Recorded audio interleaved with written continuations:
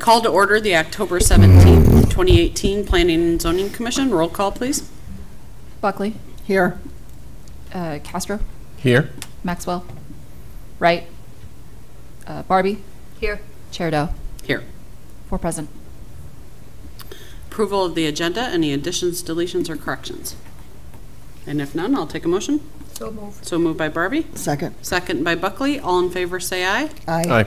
All opposed, same sign. Approval of the September 19th, 2018 minutes. Any additions, deletions, or corrections? If none, I'll take a motion.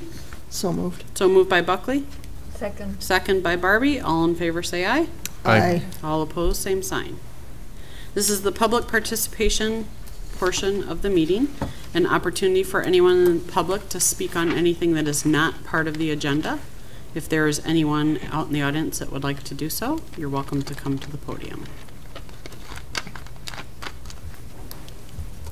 I want to take this opportunity also before we go any further into our business this evening.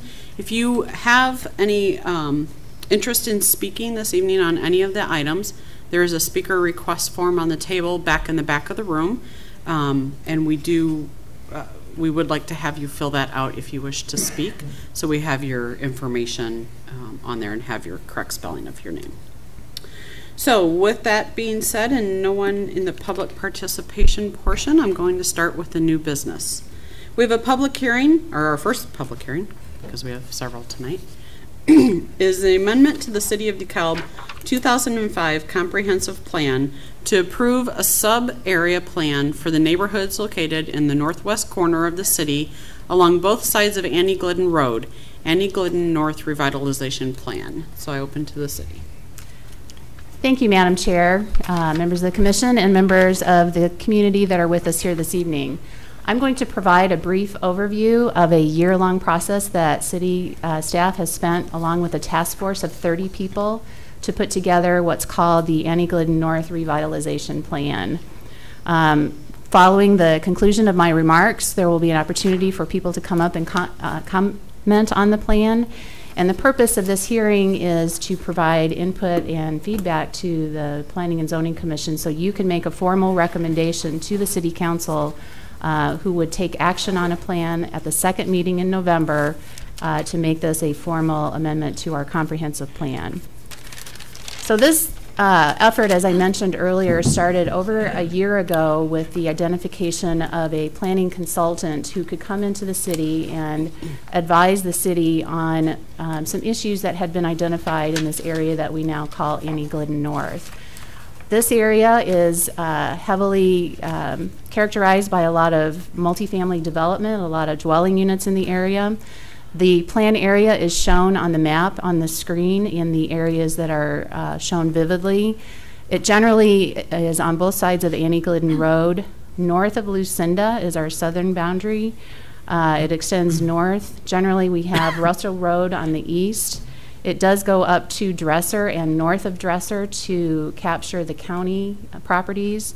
And then off to the upper left, you see the Eden's Garden property that's also within the City of DeKalb.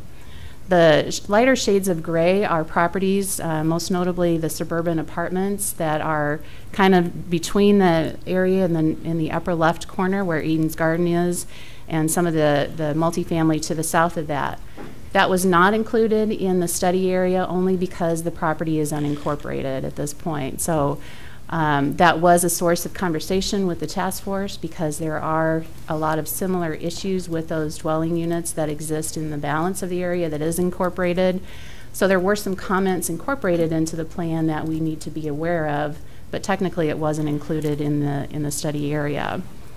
The size of the property is about 522 acres. That represents about 5% of all of the geographical area of the City of DeKalb.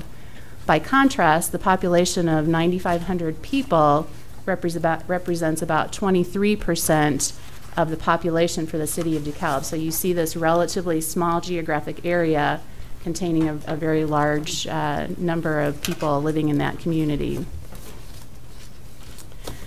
Again, the purpose of this plan, I think going back prior to putting this planning process together, there was some acknowledgement that things in this area were changing. The area and all of the dwelling units in the area started to grow and expand at a time when NIU was growing and expanding in its student population. So the development of all of the residential units in that area was in direct response to that growth. As we all know, over time, enrollments at NIU began to decline. And as a result of that declining enrollment, we started to have a lot of additional residential units on the market that the student population wasn't filling. So what resulted was units occupied or not occupied, and with owners who were looking for occupants for those buildings. So they started to backfill with families and other residents for whom that area wasn't really designed. So keep in mind, if you're a student and you're moving into an area, you're looking for 3, 4, 5 bedroom apartments, you don't really need a lot of services in the area because your food and dining and other campus services are being provided on the campus. So, you know, there's really not a lot of good commercial activity. There's no public services. Transportation is kind of being addressed, but we had 2 different services addressing those needs. So the challenges that this decline in enrollment and the resulting backfilling of these dwelling units is really the issue at heart, and why it was determined it was necessary to take a look at this area with a new plan. So as part of that planning process, we hired a firm called Camiros, and they were hired by the city to help us guide in that process, and that process is defined in this slide.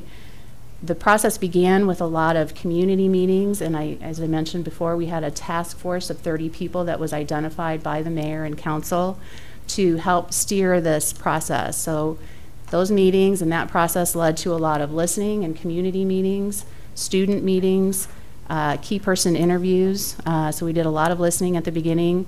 That listening turned into some visioning statements that the consultant helped us break all of that down and decide what areas of interest were those things that we needed to spend time on in the plan. From that, we went into some strategies that were put together for consideration by the task force, and the resulting final step of that was the Annie Glidden North Revitalization Plan. So you can see from this timeline, we began all the way back in August of 2017 with the kickoff and all of those various community meetings that were mentioned. 3 community meetings in total, 5 task force meetings were held with several sub-area or sub-group meetings, and I'll talk about those in a little bit more detail in a minute. We did have, again, some student meetings, so we really tried to capture input and feedback from both the residents that were characterized by families and those residents that were there that were students. The resulting findings of the study that hopefully you've all had an opportunity to take a look at identified 45 total projects or things that the task force identified as being important in the revitalization of the Annie Glidden North area. Those recommended projects and initiatives can basically be broken down into 4 parts, and they are shown on this slide, and the slide is not being intended for you to be able to see, but you should be able to recognize the graphics and the color schemes that are in the report. This actual slide is on page 17 of the document, if anybody has that pulled up or brought it with them. But generally, the recommended initiatives are in one of 4 categories. So the task force started meeting, and we started talking about those important things. And basically what the consultant said was that there was really 4 areas that their recommendations were kind of falling into. And that is transportation, infrastructure, and open space. And that's the first category shown at the top of the screen as A in yellow. Community services are those things that were identified by the group that were missing from the area. So if we have families that need transportation or need access to good food or need other social services, that's what was falling into that category, and that's shown in blue as B, item B in the upper right-hand corner of that rectangle. Item C, and shown in red, is the neighborhood safety and security. So I think it was pretty clear about the time this project started, we had a number of security issues already occurring in that area. So very high on everyone's list at that point was, how do we make this area safer? How do we, both in real terms and in perception terms, because just the feeling of, or lack of feeling of safety and security in the area was of concern. And finally, as most plans do, you want to talk about what type of redevelopment and reinvestment could help the area grow. And so the fourth category, shown in purple as item D, is the housing and commercial development component of the plan. And again, I'm going to go into 10 very specific recommendations in just a second. One of the things I think this Planning and Zoning Commission will be very interested in as well, because one of your charges, in addition to looking at the comprehensive plan, is looking at the Unified Development Ordinance and some of the recommended changes that come before you for amendments. So the consultant took a look at all of the recommendations that were made, compared some of the findings that were being made with our zoning ordinance requirements. And from that review, they were able to come up with a series of recommended changes that they would suggest the city look into or implement as we move down the path of implementing the Annie Glidden North Plan. And some of those are highlighted on this slide. So they talked about re-looking at some of our definitions for density in the area, how we define households, and the role that rooming houses have played and should continue to play moving into the future. They had some general standards for development that we should be looking at. So in lieu of some of the what I'll call past development standards, which looked at setbacks from a right-of-way, looking at really pushing density higher in some areas, but redesigning it so that it's closer to the front and side property lines, and giving that feeling of community in the area. They did talk a little bit about underlying zoning versus planned development, and we have a lot of experience with that now, so I think that's something we can continue to work on. They talked about nonconformities and how best to deal with nonconformities as we move forward with new development. And they really kind of dived into some of the parking and landscaping and design elements that would help better identify parts of the area to provide identity and give a feeling for parts of the area where Greeks could identify with, and give that a little bit of a different feel than some of the neighborhood areas that are serving families. So we do look forward to sharing in more detail with you those recommendations as we move forward and trying to make those work for development projects that come forward in the future. As I mentioned before, there was 4 areas that were identified for those 45 projects. But at the end of the day, the task force was asked to identify what are the most important things that would really make this area something special. And if we got these things started, it would really start the ball rolling and start the transformational process. So these 10 key projects were identified, and I want to just run through them really quickly. The first one, and I'm going to start from the upper left and kind of work my way down. This is on page 4 of the document for anyone who is following along. Number 1 is, and again, these aren't in any numerical order. These are just 10 that are most important. 1 is to establish a community food and education center. It became clear that many of the residents in the area that weren't students were relying on the convenience food stores for their fresh food, and that having better access to fresh food because of the lack of transportation was an issue. So we are working with a couple of different resources in the area to either provide an opportunity for community gardens or similar organizations to bring food into the area. That could also result in us working with a developer who might have interest to bring a smaller grocery store to the area. So that was one of their recommendations. The second was to consider a Community Development Corporation, or a CDC, to focus on implementation or revitalization. A CDC is an organization that can help be an additional group that helps steer or guide development in a specific area. It's kind of halfway between a neighborhood group and a neighborhood organization and the city. So they would hopefully be grown from the grassroots and grow up from people that live and work and want to do business in the area and really try to steer development.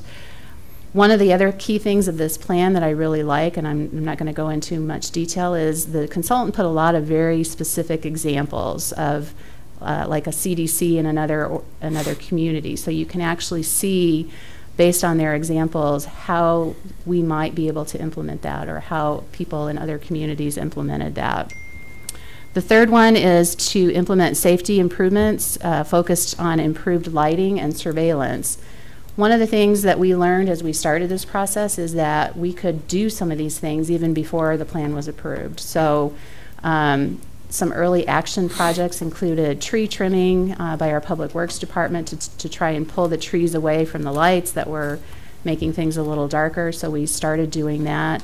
The mayor had some conversations with ComEd, who has already agreed to come in and replace a lot of the lighting standards in the area with LED standards, again, improving that lighting level within the community. The other important conversation that the task force had was on the use of security cameras. The police department had already and continues to implement successful programs with security cameras. And as you might recall, when we did the fraternity house on Black Hawk, one of the conditions within the development agreement that we put in was that they were required to install security cameras on the external parts of the building so that we could monitor illegal activities happening and then have that footage to go back to help us solve crimes and therefore prevent crimes moving forward. The group also identified local transit improvements and direct integration with DSAT. So again, we're looking at consolidating the city's bus service with the university's bus service, and that is also something that is well underway at this point. We will continue to monitor that, as that has been a source of some of the comments we've received most recently at the community meeting that we had at University Village. So you make those changes and it doesn't quite satisfy everyone's needs, so we will continue to monitor that, and it was really good to get that feedback from that group. A community center program was an important element that was identified. We really want to look at opportunities for creating a centralized area for providing services to residents in the community. So similar to what we're doing in University Village, where we have social service agency providers located in their community room to be able to provide them with case study management, access to the services that they need. The group really felt that it would be important to have that type of facility available to the broader area in the Annie Glidden North area. Access to health care was another item identified, so we will be continuing to work with our local healthcare providers to see if there's something we can do to provide a walk-in clinic or an urgent care facility in the area. The group also, in the development side, talked about two areas they felt were important for redevelopment opportunities, and one of them was more student-based and one of them was more potentially family-based. And those areas are along Hillcrest, east of Annie Glidden Road, and then also along Lucinda. It's interesting, we do have a couple of concept ideas, plans that are provided in the report, but generally, again, combining that with some of the zoning standards they're recommending gives us the ability to work with future developers or investors who come into the area with those thoughts or ideas, and we can use this tool to help them through that. The other physical improvement that was, or two other physical improvements, was to do streetscape and other urban design to help, again, create those areas. So one of them is to develop a street and gateway improvement for the Greek Row area, and that could be something like putting boulevards or central landscape islands down a street. Kind of slows traffic down, you know, gives some identity to the area, and a sample of that was also provided in the document. And finally, one of the biggest things people really were passionate about was the redesign of Welsh Park into a local and regional destination. The park is obviously owned by the Park District, and there's not really a lot of functioning or scheduled activities in that area. I did talk to Amy Dahl pretty recently about another opportunity that came up, and she and her group, I think, are going to be preparing to do what they've done at the south end of town. They've been doing some planning on one of their parks in that area, but they realize that with the completion of this plan that their long-range planning will potentially lead to an implemented plan that would be consistent with this plan's recommendations. So again, just real briefly, we did have a lot of public comment on this. We are in our public comment period. This is our public hearing. That public comment period is open through this Friday, or October 19th. We did hold another community meeting, as I mentioned, at University Village. It was very well attended. I say we had 25 to 30 people there, and probably a good dozen or more of them were people I hadn't seen in prior meetings. So the word is getting out. People are interested and asking a lot of good questions. We also met with the Student Association on October 14th. That was with the Student Senate on a Sunday afternoon with a group of students some of whom had been involved in the project, and they also provided us with some very good feedback. Some of that included their desire for student engagement with the implementation process. They, as well, we had some recent events, so the timing of that meeting tied into those events, and they again expressed their concern about safety in the area and what we can do to further that.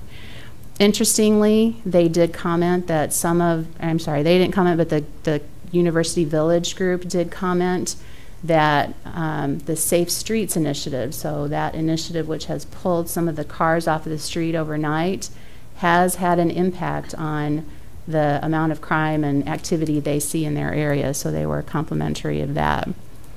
I think both groups, both the University Village group and the NIU student group, were also very concerned and want to make sure that this plan doesn't become a tool for gentrification. So we need to recognize that there are people living in this area, there are students living in this area, and all of them want to be able to continue to live in this area and not let whatever redevelopment might occur in this area push the prices so high that they can no longer afford to be here.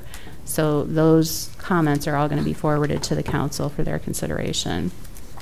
So moving forward and finalizing the plan, we're kind of at that third bar. The Human Resource Commission has already taken a look at the plan, as has the Economic Development Corporation. Your public hearing is tonight on the 17th, with our expectation that we collect all of the comments from the public and your feedback and present all of that at a committee of the whole at the council's first meeting in November. So that's November 13th. Just for everyone's information, that meeting is a Tuesday. Monday is Veterans Day. The offices are closed. So if you're putting that on your calendar, make sure you know that's a Tuesday, and that's a committee of the whole meeting that begins at 5 o'clock. Assuming we get all the final feedback at that meeting, the plan would be to have the document finalized and presented to the council for formal adoption on November 26th. So I think that was my last slide. I'd be happy to answer any questions from the Plan Commission, or you can certainly obtain feedback from the audience at this point. Okay. As is our normal practice, I would prefer to go into the public comment portion first before I open it up to the commissioners. So we do have 2 individuals who have filled out the speaker request form. Again, if anyone who has just come in, if you would like to speak on this, there are speaker request forms in the back of the room. If you could please fill one out, we would appreciate it. You can bring it up to the sidebar here, and they'll get them to me. So our first one is Herb Rubin. And when you go to the podium, if you could state your name and address, even though I would have just said your name. Herb Rubin, 131 East Albin Place. Oh, there. Just want to make sure the mic was on. Go ahead. Okay. I hate microphones. Herb Rubin, 131 East Albin Place, DeKalb, Illinois. By chance, I ended up chairing the task force. Okay. Joe Ellen's presentation really handled a lot of the things I wanted to say, so I want to make 3 quick points. First, the ideas in this plan, while the consultant was very, very helpful and staff was in, really did emerge from both the community and the task force members. We had broken up into small groups to handle each of the areas, and those small group meetings were fantastic. People tossed ideas around, argued about them, and reached consensus. I've been involved at every single one of the task force in the last 30 years. Those discussions were probably the best I've ever witnessed. That's the first point. Second, even though there are lots of projects mentioned, this is not meant to say we're going to do 45 projects. This is a list of projects that would be helpful for the neighborhood. And then basically, when funding is required for some project, that's the one that moves forward. The top 8 or 10 are the ones that people will actively seek out. Consistent with that, and unlike an awful lot of other planning efforts, this plan explicitly is concerned with implementation. Okay, it deals with agencies that get implemented and the hope. So we all were fighting the allergy problem that occurs with a lot of plans. They get done, get put on the shelf, you start sneezing. Everybody was aware of it. Most of the people on the task force had served in other ones, and we explicitly wanted to make sure there was some way of implementing it. And we've actually been pleased, at least I've been very pleased, I can only speak for myself here, that the plan itself has stimulated action by city staff, by the mayor, and stuff that's already ongoing. Joe Ellen has mentioned several things. I've been talking frequently with Mayor Smith on this thing, and he is basically acting on his own, but stimulated by the plan, guilt-tripping lots of other people and lots of other organizations to participate. It's been a very effective process. Now, the third point is actually the only one that Joe Ellen did not meet. This is not simply a plan for the Annie Glidden North area, even though technically the project's there. Annie Glidden North is not a separate area from the rest of the town. What happens there reflects our reputation, reflects on the reputation of the university, and helping the people and helping the area of Annie Glidden North helps the entire community. Okay, and it has to be seen as, that's why it really belongs in the comprehensive plan. It's something, yes, to fix a neighborhood, but it's also something to help the entire community. And some of the projects are meant, especially the food project, as projects that can draw people from other areas in the community into the Annie Glidden North, and to say you're not an isolated area, and then to tell the people in the rest of the community this is an area of the community that can be valuable to all. I thank you for your time. Thank you.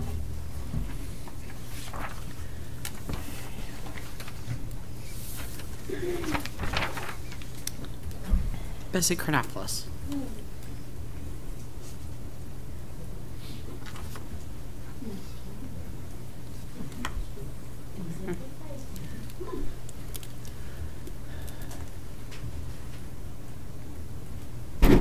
It's going to be hard to top that. He did a good job. Bessie Chronopoulos, 423 Gale Avenue, DeKalb, Illinois. There is absolutely no question that this project is ambitious, and it's very good, as Herb pointed out, to make sure that some of the concepts that have been brought forth are implemented indeed, that it doesn't just get shelved, because there's been a lot of work put into this. And Herb is exactly correct, and I totally share this. Whatever happens there impacts the entire city. In fact, whatever happens anywhere in the entire city impacts the totality of the community. So everything that we do impacts the entire community. Having said that, my concern, since this is your meeting here, the Planning and Zoning Commission, is something that I have shared with you before, and that is the fact that we have not really looked at the comprehensive plan and the UDO for quite some time, and that is something that I think we really need to do. And I'm concerned, and I've shared this with some of you already, I'm concerned that if we nitpick, tweak the comp plan here and there intermittently before really having looked at the totality of it, that we may end up doing something that we don't want to do, that might tie us into a path that we really don't want for the entire community. So we have to be very careful as we tweak the plan intermittently. I'm a little uncomfortable about doing that. And I think, you know, as planners, you like to know ahead of time. It would be like me as a teacher, just kind of shooting from the hip every day without having, you know, a week's worth or a month's worth of lesson plans to look at as a goal. Same thing with this. So hopefully we'll be very, very careful as we amend the comp plan. We're doing a little bit too much amending without having really looked at it for about 10 years. Makes me a little uncomfortable, and maybe it makes you uncomfortable enough to really ask those questions, which I know you will. Thank you. Thank you.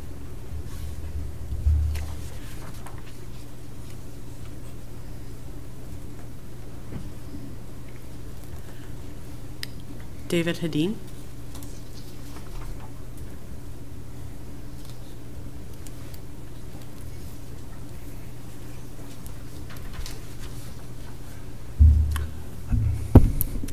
Hello, I'm David Hedin. I live on Fox Hollow right now, but if you would put the map up that was there earlier, both homes that I've lived in for the past 32 years are in this neighborhood. I used to live on Normal Road. And I think there are two comments I wanted to make on the presentation before. One is the idea that this problem is due to lowering NIU enrollment is only really looking at the past 5 to 7 years. 15 years ago, when we lived on Normal Road, when NIU had its highest enrollments ever, there was a Normal Road neighborhood group which met often with the City of DeKalb Police Department in order to deal with safety problems in this neighborhood. So this is not something that just came about just due to lowering enrollment from NIU, which is opening up housing that was unexpected. It's been around for quite a while. The second is that while you say that the community was asked for their input, the reality is that I was never asked for my input. I've lived, like I say, in this neighborhood for a long time, or just adjacent to it. And one would think, again, as the previous two speakers said, this impacts all of DeKalb, but it also impacts those of us who have chosen to live in this neighborhood or next to us, and we were never contacted. So I think things that impact us, you need to get input from the people who are being impacted, which includes those who live right on the edge of what you guys define as being AGN. Okay? Thank you.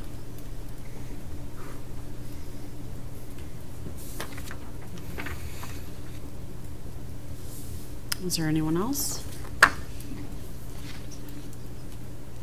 Okay, we'll go back to giving you a little more opportunity for some input, but now we'll turn to the commissioners, and I will start down on this end tonight. Me. You. So I will try to be brief. I think in previous discussions in this commission, I have highlighted the need, echo in many ways what Bessie has pointed out, the need to look at the comprehensive plan and think about the city as a whole. I have said that multiple times, and here we find ourselves looking at a section of the city of DeKalb. I can settle for that, and there are many reasons for that. One of them is actually still on the screen. My fellow task force member, by the way, I was a member of this task force, Kurt Thurmeyer pointed out this statistic or number: 23% of the city, 23% of the population of the city of DeKalb is contained in these boundaries. Whatever effect this has will affect the rest of the city. This absolutely has to be seen in the context of the city of DeKalb. This is not just the Annie Glidden North neighborhood. I encourage my fellow commissioners and members of the public to indeed go into the details of what is in this document, because it is far from perfect, but it is really good. And there are really good ideas here. Ideas that still can be implemented, can be changed, and have a positive impact on the entire city of DeKalb. So I'm really happy to be here, and I am really happy to be supporting this effort. Thank you. No questions. Nothing? Well, I just have some comments. I really did like the report. It's very well written. I really like the little vignettes in there about this other cities and how things were implemented in the other cities. That kind of made it clearer than like a dry, bureaucratic language with lots of numbers that and abbreviations that we often don't understand. So I think this is actually very accessible for everyone. And my daughter lives in this area. I'm a little worried about crime right where she lives. So I think it's high time that something should be done. And I've been here in DeKalb for over 30 years. And this is, I agree with you, this has always been an area of concern. And I think we should just do something about it, and this will have a positive effect on the whole city. And I think that's all. Okay. It was a nice job. Yeah, very good job. I have taken quite a bit of time to read through this. As I said at our last meeting, it is long, but it is very well constructed, very well written. As Katarina said, it's I don't want to say it's an easy read because it's not an easy read, but it's easy for the layperson to understand and get an idea, or a pretty good idea, of maybe what they didn't know was happening in that section of town, to get now an idea of what is happening in that section of town. If I wasn't familiar with that area, honestly, I think I probably would have tended to not to been one of those people that didn't really know what was going on in that section of town. I work in that area. My husband lived in that area for quite a few years, and so I got to know that area the last couple of years and really had an eye-opening experience about what happens or what has been happening in the northwest part of DeKalb. So I commend this report. I echo a lot of what has been said, that we do need to look a bit deeper into the comprehensive plan. But I think this is a good start. But we need to get into that a little more. So I don't have any further questions, but I do want to, as I did at our last meeting, especially since David is here tonight, to commend you all for the work that you did, and Dr. Rubin for you chairing this committee, or this task force. It was a lot of work, appears to have been a lot of work, and so I appreciate everything that you all have done on behalf of this city, and I'm glad that David was part of that. So I wanted to express that again tonight. So before we go further, is there any other comments that the public would like to make? Okay. There being none, I will close the public hearing. And any further comments or questions from the commission? No? Do we have a recommendation to make? Are you prepared to do a recommendation?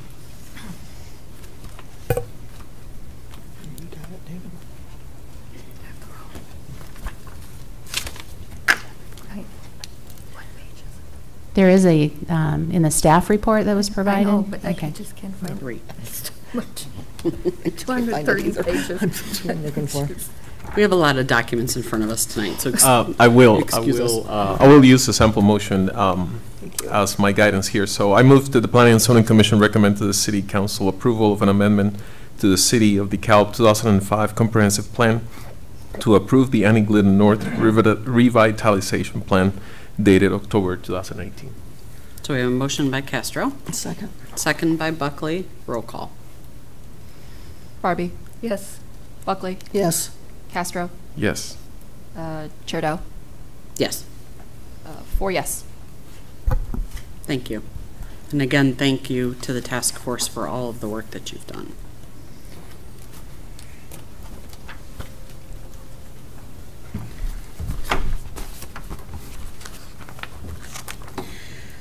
Our second item is a public hearing petition by the City of DeKalb for text amendments to Chapter 23, in quotes, Unified Development Ordinance of the Municipal Code to amend Article 5.14, in quotes, RC-1, Residential Conservation District of the UDO to establish a procedure and criteria for allowing single-family attached dwellings having a common wall along a lot line be permitted with the approval of a special use permit. So I open directly to the city.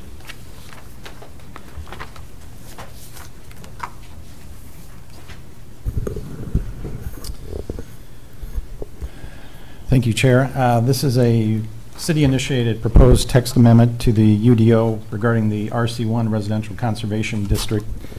It sets to propose to establish a procedure to, in criteria to allow the single-family attached dwellings having a common wall along a lot line be permitted with approval of special use permit. This procedure currently exists in the two-family district and the multifamily district, and the UDO was met in 1994 to allow those procedures in that particular districts.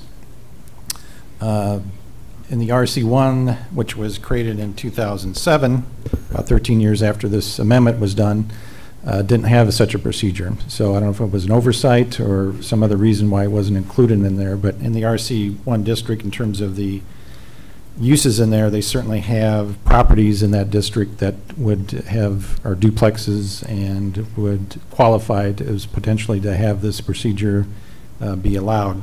So staff, what we're doing is proposing the same criteria and conditions that are part of language in the TFR, two-family and multifamily district, to be added to the RC1 district.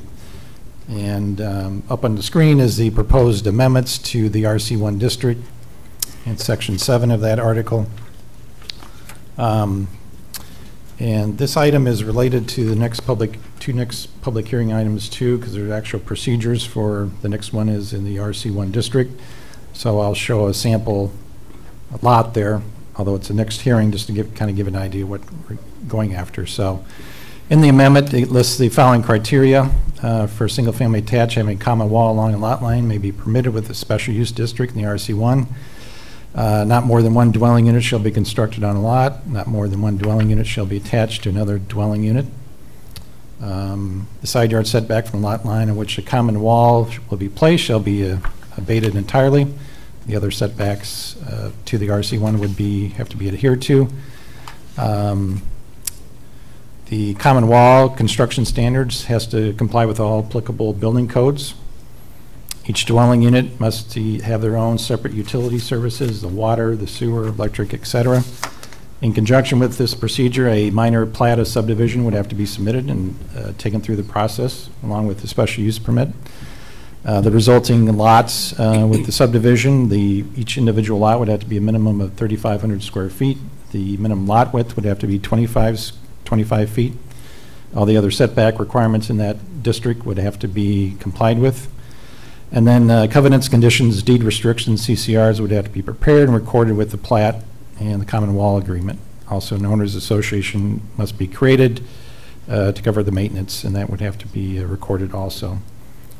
So I'm going to jump to the next hearing, although we're still in the text amendment, just to show a particular site on South 2nd Street. You can see the area indicated subject site. There's a duplex there. Shows a street view. There's 2 units, and then they're proposing a plat of re-subdivision that will, the current lot is here, and they'll create a lot right down the common lot line, down the middle. And with this criteria, they'd have to meet, in this case, the side yard setback. If we didn't have this procedure, they wouldn't meet the side yard setbacks because they have it over the building line, so they would not meeting setbacks. What this procedure does is allow that abates any side yard setback for this building along this lot line, but they still would have to comply with the side yard and the rear yard setback. They meet the minimum lot area in this requirement for the 2 lots and also the lot width. So that's just a sample that will come up next. But this first hearing is regarding just a text amendment to the RC1 to allow this procedure in there. Again, it's the same steps, same criteria as what exists in the 2-family and the multifamily 1 zoning districts. So we'd recommend approval, and we have the Exhibit A, which is the amendment to the RC1 showing the specific language being added in there. Again, it's the same criteria procedure as what exists in the 2-family and the multifamily, so we'd recommend approval. And there's a sample motion provided in the staff report. Thank you. So I now open this public hearing portion to anyone who would like to speak on this item. If you have comments or questions.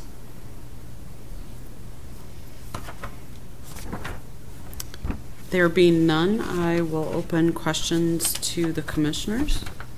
Katerina? I don't really have anything.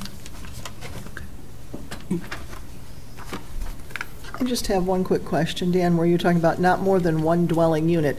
Is a duplex considered a dwelling unit, even though there's two separate units? There's 2 dwelling units with the duplex. Okay. 2. So with in the sample here, the standard is there's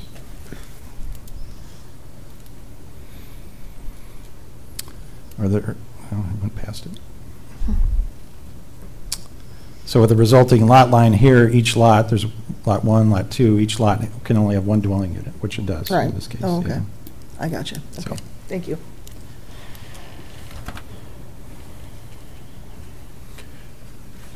Mr. Olson, could you remind me, do we have more than one area in the city of DeKalb that is RC1?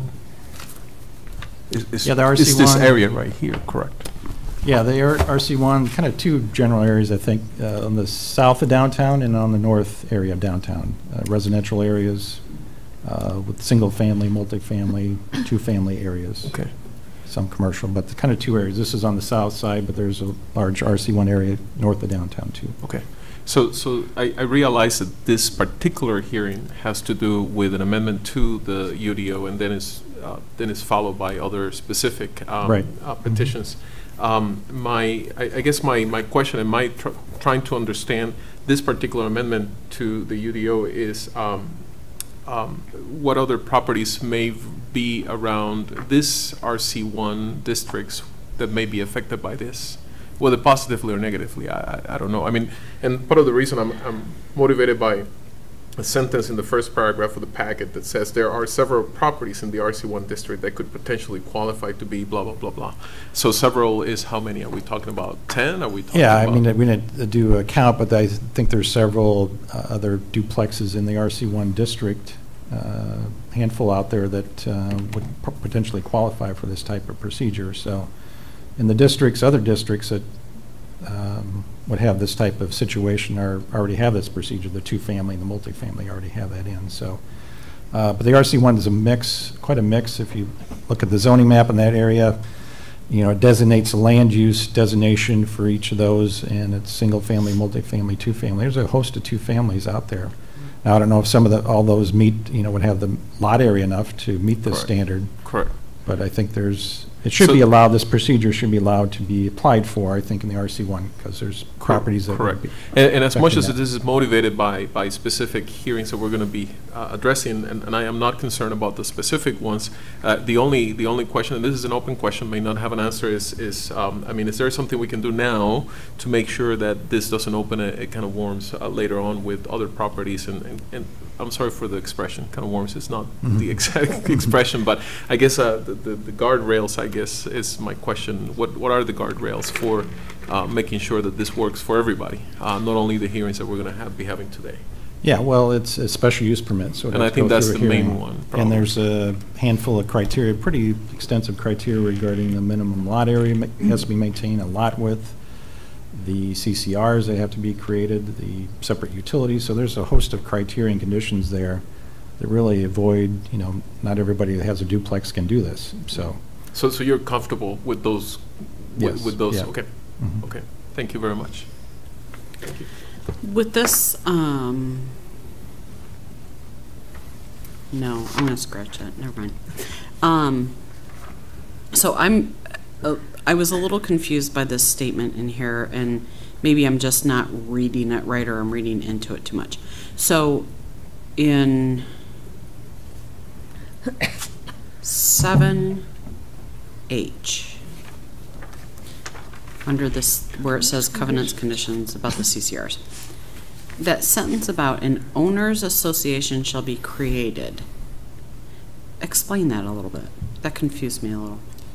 It's basically the 2 owners of the properties The duplex association would have to be created in accordance with the UDO, either through a CCRs or in a separate document that's recorded that will cover how things are maintained, in terms of the common wall and other provisions. Wow. And they've submitted a document that pretty much covers that, and it's been reviewed by your city attorney. It will have to be recorded. It's more, the city's not party to that. It just makes sure something's set up so problems don't exist down the road between the two owners. So who would handle monitoring whether or not that happens? There's a condition that the document would have to be reviewed and recorded, prior to. And get recorded here with Yeah. the city? Okay. At the county, but we would make sure it is recorded.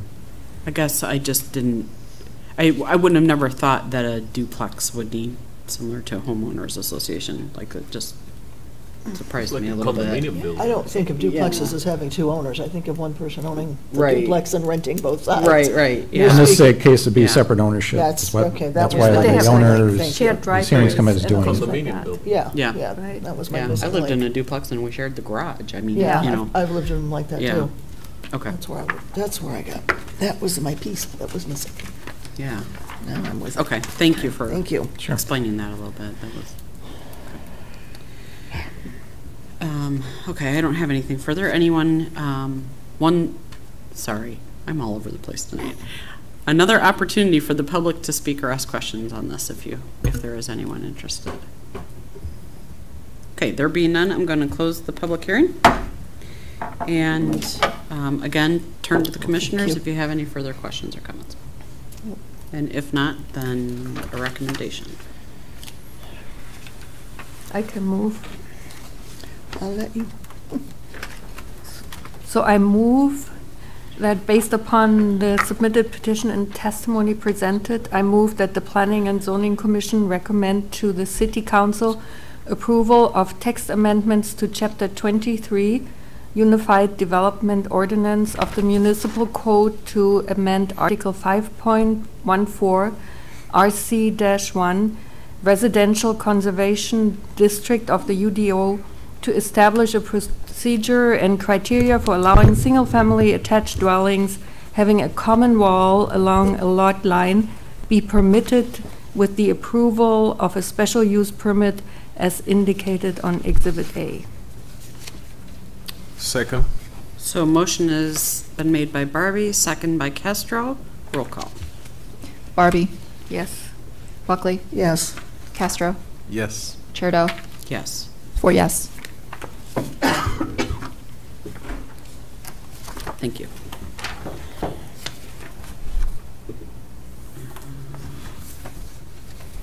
Our third item is another public hearing with a petition by Fant Family LLC, represented by Gary Lothson, for a special use permit to allow the re-subdivision of a, in quotes, RC1, Residential Conservation 1, zoned lot into 2 single-family attached lots located at 801 to 803 South 2nd Street in the final plat of Fant's First Division.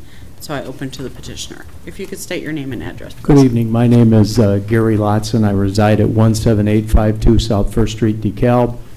I'm an attorney. I've been practicing law in DeKalb for over 32 years. My office is located at 203 Grove Street, just down the street here. We originally filed our petition under agenda item number 3 back in August. We also filed at that time a number of supporting documents. We met with city staff, and the petition is self-explanatory, I would think, but what we're essentially trying to do is to divide a duplex that was built in 2006, 2007, that has a common wall and has separate utilities into 2 separate units that would be then, instead of owned by Mr. Fant, who's the petitioner in this matter, but they would be sold and they would have individual owners. Then rather than a landlord, there would be actual owners there and not tenants. If you fast forward through it, if you go to the Community Development Staff Report, you can see that the staff does recommend it. I would at this time open the floor to any questions of either myself or Mr. Fant. Okay. Since we do have a public hearing, I'll give the public an opportunity, and then we'll ask questions if we have anything. Okay, thanks. Thank you. If you want to go ahead and have a seat, Mr. Lawson. But first, I'll turn it to the city for your report. Thank you. There's a staff report prepared that, again, this is a zoned RC1, 801-803 South 2nd Street. You see the subject site, the aerial photo here. It's a street view showing the 2 units. So they'd like to subdivide the property along the common wall of the existing 2-family. It was constructed in 2007. The requirement is they submit a plat of re-subdivision showing lots 1 and 2 here. They do meet the minimum lot area required, again, going through this criteria that we just looked at with the text amendment. They do have a lot width that's about 30 feet, I think, so they meet the minimum lot width of 25. They exceed the minimum lot area for each lot of 3,500 square feet. They've submitted a declaration of cross easements, which will have to be recorded with the final plat. That would govern the maintenance and liability for the common wall shared between the 2 units. CCRs will be required to submit it and record it with the plat and declaration. One of the requirements regarding the common wall was, if you recall, the applicable building codes have to be met. Our chief building official has reviewed the plans and also done inspection in the building, along with the owner, and indicated the wall meets all the applicable building code requirements. As mentioned before, this process has been in place in the 2-family, multifamily since 1994. There's been about 10 approvals since that time, since 2001, of similar type these situations in the 2-family district that I did find in the city records. So this has been approved before. The most recent, I think, was 2006 or 2005. So. Again, this particular location is served, this is a utility map showing the water in blue along separate utility services to each unit. Along 2nd Street, the sanitary in green is actually in the alley, again, separate services, and the owner has provided a letter that's in the packet indicating that the other utilities are separate too, with background evidence showing that, so they do meet the requirement for that. With the special use, we have the findings of fact for every special use. Going through those quickly, the special use complies with all the applicable district regulations in terms of minimum lot area, minimum lot width, and only 1 dwelling unit in each lot, and all the other requirements. The special use is not detrimental to the value of the property or the neighborhood. It's compatible with the surrounding area. There's no improvements planned with this. They're just doing a subdivision along the common wall. The applicants indicated that once this subdivision goes through, they'll be selling the individual lots.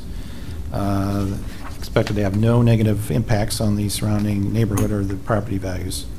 It will not dominate the neighboring properties.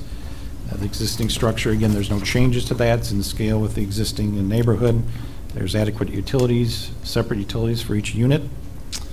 And with the final findings, number 5, that it's in the best interest of the city, will promote the neighborhood and the community itself. Citizen response, we did receive, the owner did gather several, and they're attached in the packet, several approval or letters signed by the neighborhood, several of them, that were forwarded to the city, and those are included. I did receive a call from Alberta Burks of 726 South 2nd Street. She said she could not make the hearing, but indicated her support of the request. Wanted to forward that. So the staff would recommend approval, and also includes approval of the final plat for Fant's 2nd Division. There's a sample motion provided in the packet for you. So if you have any questions, certainly be happy to answer those. Okay, thank you. So I open the opportunity for the public to speak if you have any questions or comments.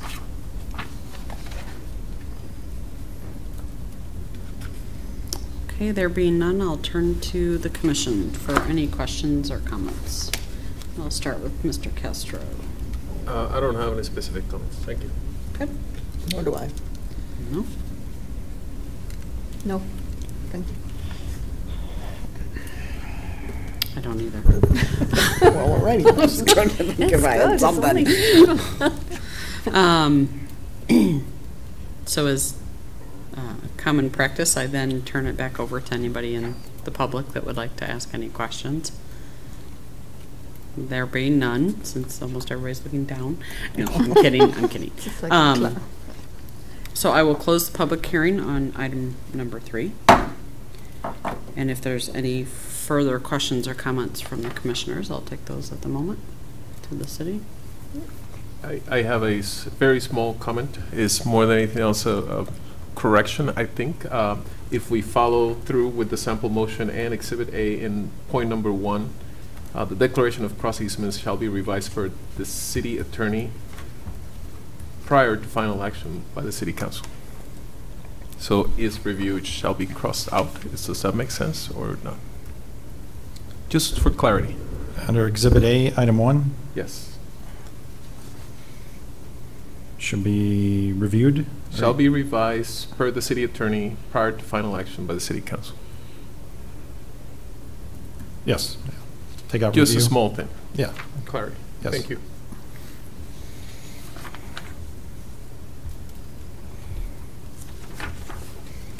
Having said that, I made that a small amendment.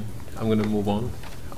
Based upon the submitted petition and testimony presented, I move that the Planning and Zoning Commission forward its findings of fact and recommend to the City Council approval of a special use permit to allow the re-subdivision of RC1 Residential Conservation District Zone lot into 2 single-family attached lots in accordance with Article 5.14.07 of the Unified Development Ordinance for the property located at 801-803 South 2nd Street, and approval of the final plat of Fence 2nd Division dated June 12, 2018, subject to the conditions as indicated on Exhibit 8A as amendment.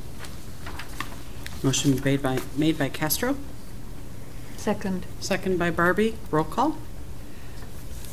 Buckley, Yes. Castro, Yes. Barbie, Yes. Chair Doe, Yes. 4 yes.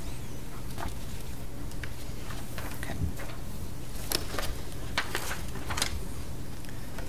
Item number 4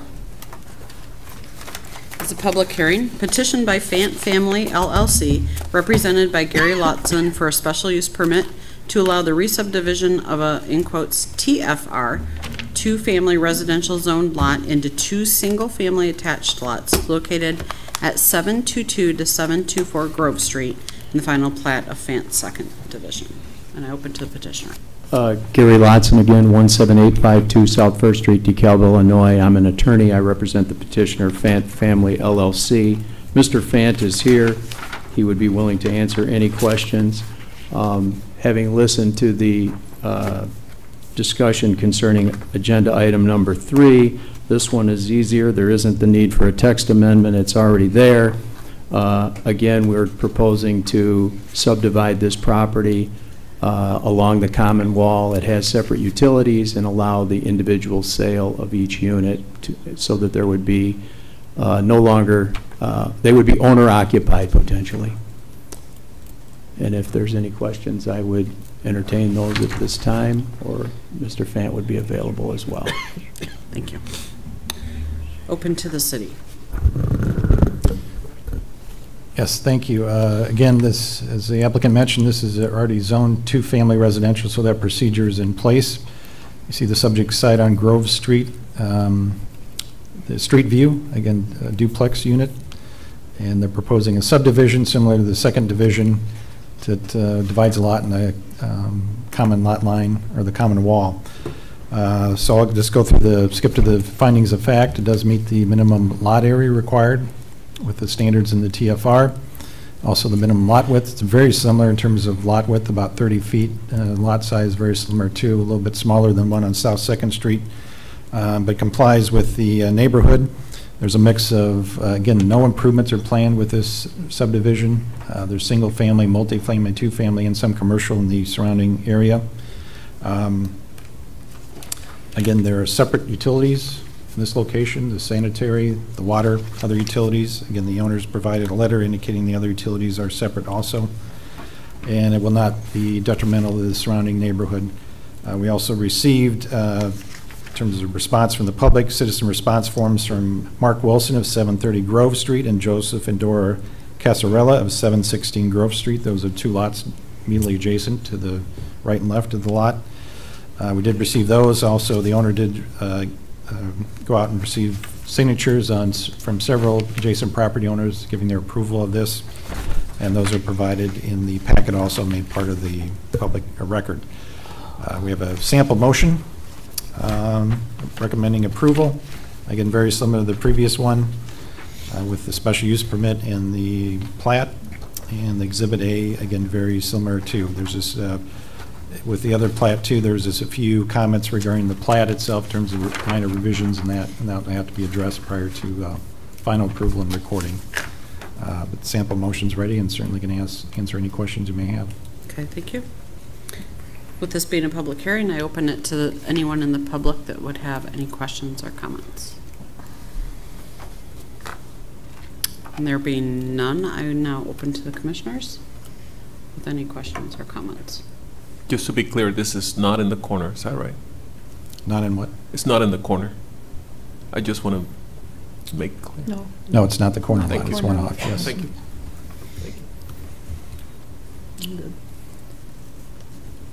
No? Okay. A second, ask if there is anyone in the public that would like to speak or have any questions. Okay, so I close the public hearing. I do want to make one quick brief comment on both of these that thank you for the information you've provided. I didn't realize this kind of existed. I mean, I knew these existed, but I didn't realize this was a possibility. So I learned something new with this piece in this process. So I appreciate that very much. Any further comments? If not, I'd be happy to take a recommendation.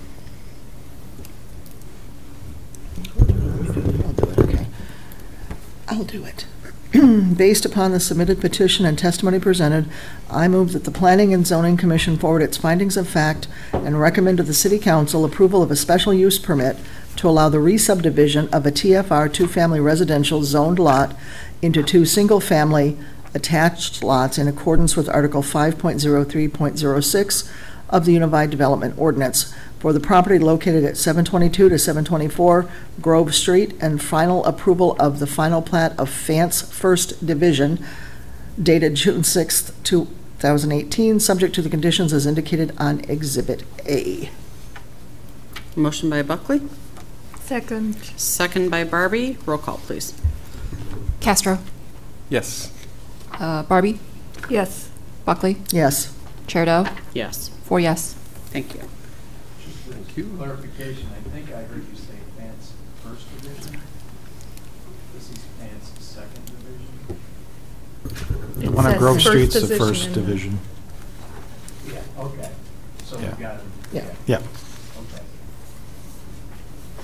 Yeah, second is they're reversed. Okay. Second is South Second Street, yeah. Okay. Just so we're clear, there's a first and a second. Yes. Not reversed. Thank you. Thank you. Thank you.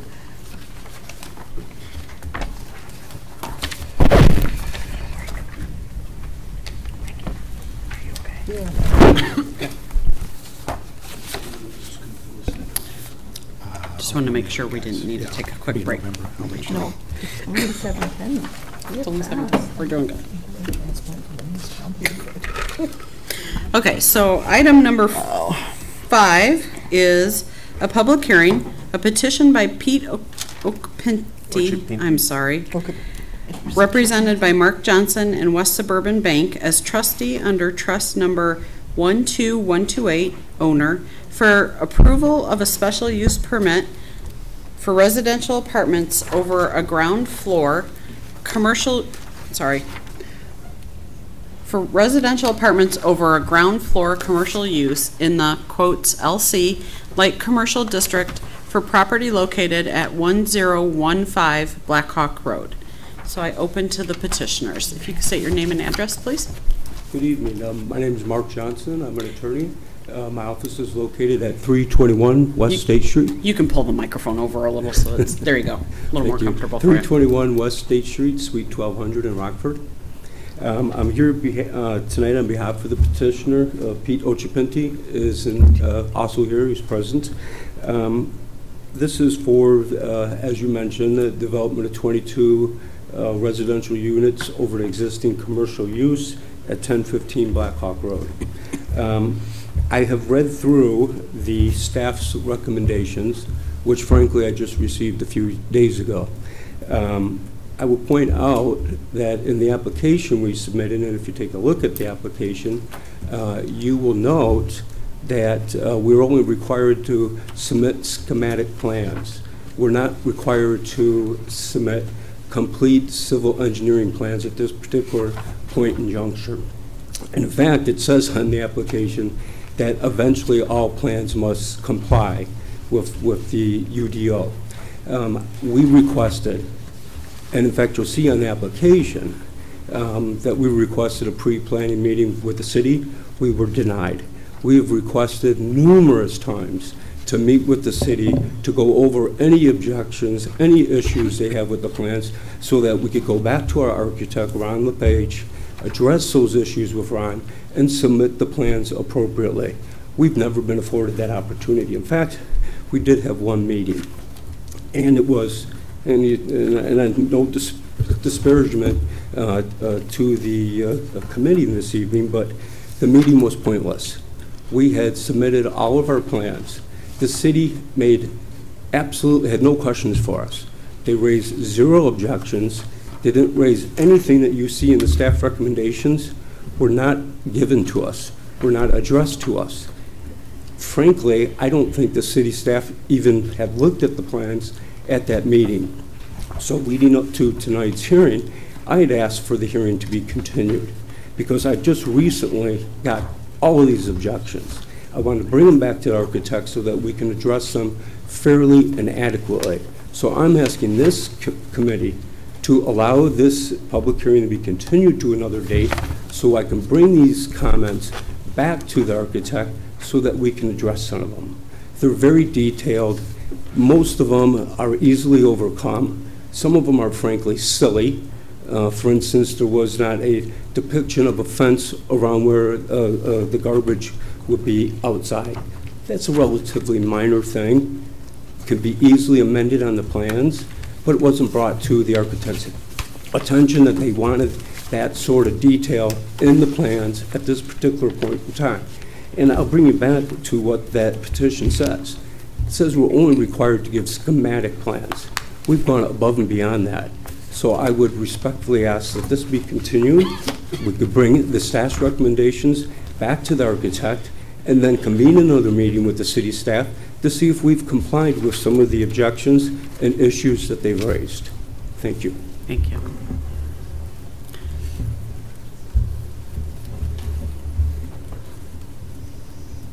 And I open to the city. Sorry, trying to get on the right page. I'm going to ask Dean Frieders, our attorney, to comment on some of the comments made by their attorney before I give the staff report.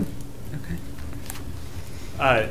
The commission will recall that it has received previous special use permit applications from this applicant, and in the course of reviewing those and comparing them to the present submission, many of the conditions or deficiencies in the plans are the same, substantially similar, or identical to deficiencies that were previously identified with the previous round of plans that were submitted. The applicant did request a meeting, I want to say in June of this year. We did have a pre-application meeting with the applicant. Present were myself, the community development director, the principal planner. I think our economic development director may have been there as well. The applicant, his attorney, his architect, and his realtor. We gave them an opportunity to present information regarding the plans. We did ask some limited questions about the plans, in particular the ability of this structure to support additional floors of development that were added. At that point in time in the meeting, there was a disagreement between the petitioner and his architect about the level of modification of the building that was necessary. And so we didn't persist with any further questions at that point in time. The indication of there have been numerous requests for meetings that have been rejected, I think is just incorrect. We did receive a request from the petitioner, an inquiry from the petitioner if the city sought to have a meeting back on October 2nd. I received that. I responded to him within 2 hours and said, essentially, what would you like to meet about? When would you like to meet? There was not any response from the petitioner until Friday, whereupon the petitioner indicated that they would be approaching this commission and seeking a continuance. I think from the staff perspective, the obligations, the petition as submitted is held to the requirements of the Unified Development Ordinance. And what the application may or may not say, fundamentally, we're looking at, does this petition and do the plans meet the minimum standards as outlined in the UDO? The UDO contains standards on a variety of topics, including, as noted, the requirement for screening around garbage enclosures. It's the fundamental obligation of the petitioner to identify the characteristics or requirements or restrictions that apply to their plan and to submit plans that comply with those requirements. We don't believe that the plans as submitted do comply with those requirements. I'll defer to the Community Development Director to explain that in greater detail. But fundamentally, it's not the responsibility of city staff to correct the petitioner's plans for them or to go through the UDO and identify different ways that the petitioner needs to update their plans in order to fundamentally comply with some relatively basic planning and zoning and setback requirements inherent in the city's zoning ordinance. So we would respectfully suggest that it's before the Plan Commission. You have the ability to continue this, certainly. You also have the ability to persist forward and consider this plan. The plans that have been submitted, they've been submitted with the city for several months. We have reviewed with the petitioner on multiple previous occasions a number of the deficiencies in the plans. We reviewed them, and this Plan Commission made specific findings with regard to many of the deficiencies with their previous special use permit application. So if you should choose to grant a continuance, you certainly can do so. From the staff perspective, we would request that you not grant a continuance, but that you rather consider the plans as they were submitted. The petitioner in his submission very clearly indicated he did not feel any additional zoning relief in the form of variance was required. He feels that the plans as submitted comply with the UDO, and from our review, we can't agree with that conclusion. And again, I would defer to the Community Development Director to identify some of the reasons why we don't believe the plans are compliant. Thank you, Mr. Frieders. I'm going to go through the staff report in quite a bit of detail so that we have a clear understanding of what this particular petition has been presented as. So the project location is on the northwest corner of Hillcrest and Blackhawk. The property is shown in the dark outline on the screen. It's about a 2.5 acre parcel, and the property is improved with a 15,200 square foot building that has been formerly occupied by Campus Cinemas. That space or that use has been vacant for a number of years, and more recently in the last year the building suffered a partial roof collapse on the south end of the building. As part of that process, the owner has since enclosed the building, and after repeated requests from the city to submit any structural evaluation of the building to determine whether it has any bearing capacity of the existing walls or foundations and trusses, and we have not yet been provided with that documentation, even as a component to justify and verify whether that support structure could support the addition of additional residential units on top of that building. Again, as we discussed the last time this proposal was submitted, the building is non-conforming in several respects. One, and I'll go into these in a little bit more detail, but very briefly, the northwestern corner of the building is not greater than 30 feet from the residential property line that exists with roughly the northern half of the building, and I'll show that on a slide in just a minute. The other non-conforming part of the property is that the eastern setback, or the setback of the front of the building from Blackhawk, is not greater than 40 feet as is required by the code. Again, as Attorney Frieders indicated, the applicant submitted this petition with a request for a special use as required by our code to add 22 dwelling units on the proposed second and third floor over the building, over an existing building in the LC zoning district. The application, as Attorney Frieders also indicated, just requests the special use and very clearly indicated that no additional variations were being requested.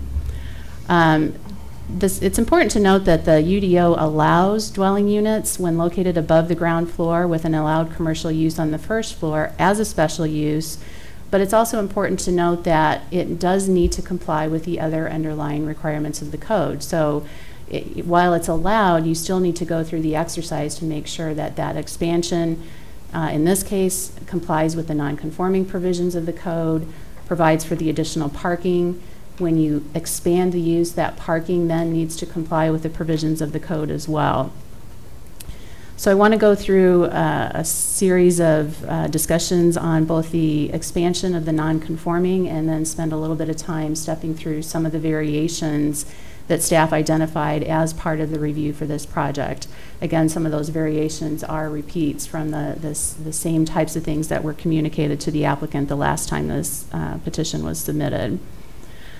With regard to the expansion of the non-conforming building, the UDO does provide that structures with non-conforming setbacks can be expanded, but only if the expansion conforms to the requirements of the ordinance and does not extend or expand any dimensional nonconformity. So what that means is that if you have a building that's closer to a property line than the current ordinance requires, you would need to step back any addition. So that second and third story addition, for example, would need to be stepped back to the 30-foot requirement in order to meet the specifications of that requirement of the code. I do want to point out that, again, I can kind of point to you where the building doesn't comply with the provisions of the code. So the document on the left is the full plat, kind of hard to read, so I did blow it up on the document on the right side of the screen. You can see about level with the word theaters to the left, there's a line going to the left side of that page. That is the northern lot line that separates the Hillcrest Shopping Center property from the residential properties to the north. So anything north of that line, so it's this line right here, everybody see that? This is the residential property, so any part of the building along this portion of the property to comply with our current code would need to be set back by 30 feet. The building as a non-conforming building can continue to exist as a one-story building and enjoy that non-conforming setback, but if you're going to expand it, it needs to be expanded in compliance with the code. I also want to point to the setback on the east side of the building in this area, and you can see that there is a dimension provided there that says 49.36 feet. That setback is provided to what we call the portico of that building, and so that's the area that's the roof and the structure that is under that covered walkway. That setback should instead be measured to that building. So what you see on this drawing as labeled as sidewalk is actually that portico area. So we don't have the dimension for what that is, so I did a little bit of math based on the other geometrics of the plans that were provided and came up as outlined in the staff report with what I believe the true setback to the face of that portico being 38.39 feet. So again, it's supposed to be 40, and it's less than 40. That will become important because in a little bit I'll talk about a variation not only to this non-conforming part, but the addition of the residential units above are proposed to go over and on top of that portico, despite some discrepancies in the planning documents that I'll point out as well in a little bit. So the second section of the staff report does go through numerous variations or exceptions to the code that were identified. And again, we're just stepping through the provisions of our code that most applicants will go through and develop their plans based on. Minimum lot area says that there is no minimum lot area required, except that lot dimensions shall be sufficient to meet the requirements of our off-street parking requirements. So what that means is as long as you can provide a plan that meets all of the pavement setbacks and the number of parking spaces and the landscaping that's required, there is no minimum lot area required. We believe that a lot of the variations, which I'll talk about, have made it impossible for us to determine whether or not there's compliance with this section, but we believe that they will not comply with this provisions of this if they were to make the required changes to accomplish that. The next one is the building setback requirements. For the front yard, 40 feet is required. Again, as I just stepped through, that front setback from Blackhawk is less than 40 feet. We believe it's about 38.39 feet as described in the report. The side yard building setback, the code says that there is none required except for a lot that's abutting a residence where 30 feet is required. So part of that building, as I showed in the earlier slide, does adjoin residential property to the west, and it goes down to as little as 11.9 feet according to the applicant's plat. And again, they could continue to enjoy that, but once you go above, you do need to comply. We weren't able to determine maximum site coverage. The code says it can exceed 70%, but there was no data provided. And again, because they need to do additional work before we can determine compliance with things like parking, it would be kind of a pointless exercise to go through at this point because of the changes that would be required. Building height is a pretty obvious inclusion in our code at 45 feet. The south elevation on sheet A1 of the drawing shows something that's a little over 45 feet. It's just by a few inches, but again, something that doesn't comply and for which no variations were requested. Conditions of use in the LC district. We do have special conditions that say you can't have a building that has more than 25,000 square feet of gross floor area. This proposal includes a gross floor area of nearly double that, or about 50,000 square feet. And again, no relief requested in the application. Screening requirements, landscape for commercial next to residential requires 1 2.5-inch caliper shade tree for every 30 feet of common property line, plus additional vegetation that's not less than 6 feet in height at the time of application. The applicant did provide a landscape plan, and the screening between that parking and so in this area along here is obviously insufficient to meet the provisions of that code. Also, additional screening requirements, fencing requirements for commercial next to residential. There were no, so that would be the the western property line where it abuts the residential property. No details provided for any screening at that location. Also, rooftop mechanical is also not provided at this point, so that would be an additional thing we would need to take a look at. As well as the screening of the garbage and dumpster enclosure. They did provide or identify a particular location where it would be located, but again, no details were provided that they could meet or show compliance with those requirements. There is a parking requirement that comes into play. It says when a use is expanded or changed, accessory parking and off-street parking and loading shall be provided in accordance with the regulations of the code. So based on the data that was provided, they indicated that there was going to be retail and grocery store on the lower level with 22 units of residential above. So that specific use mix requires 121 parking spaces. The plan that they provided does provide 136 spaces, but these plans, as I'll go into more detail following, will show that they don't meet some of the basic pavement setback and other requirements. So by the time they make those adjustments, they may or may not be able to come down to the required 121 parking spaces.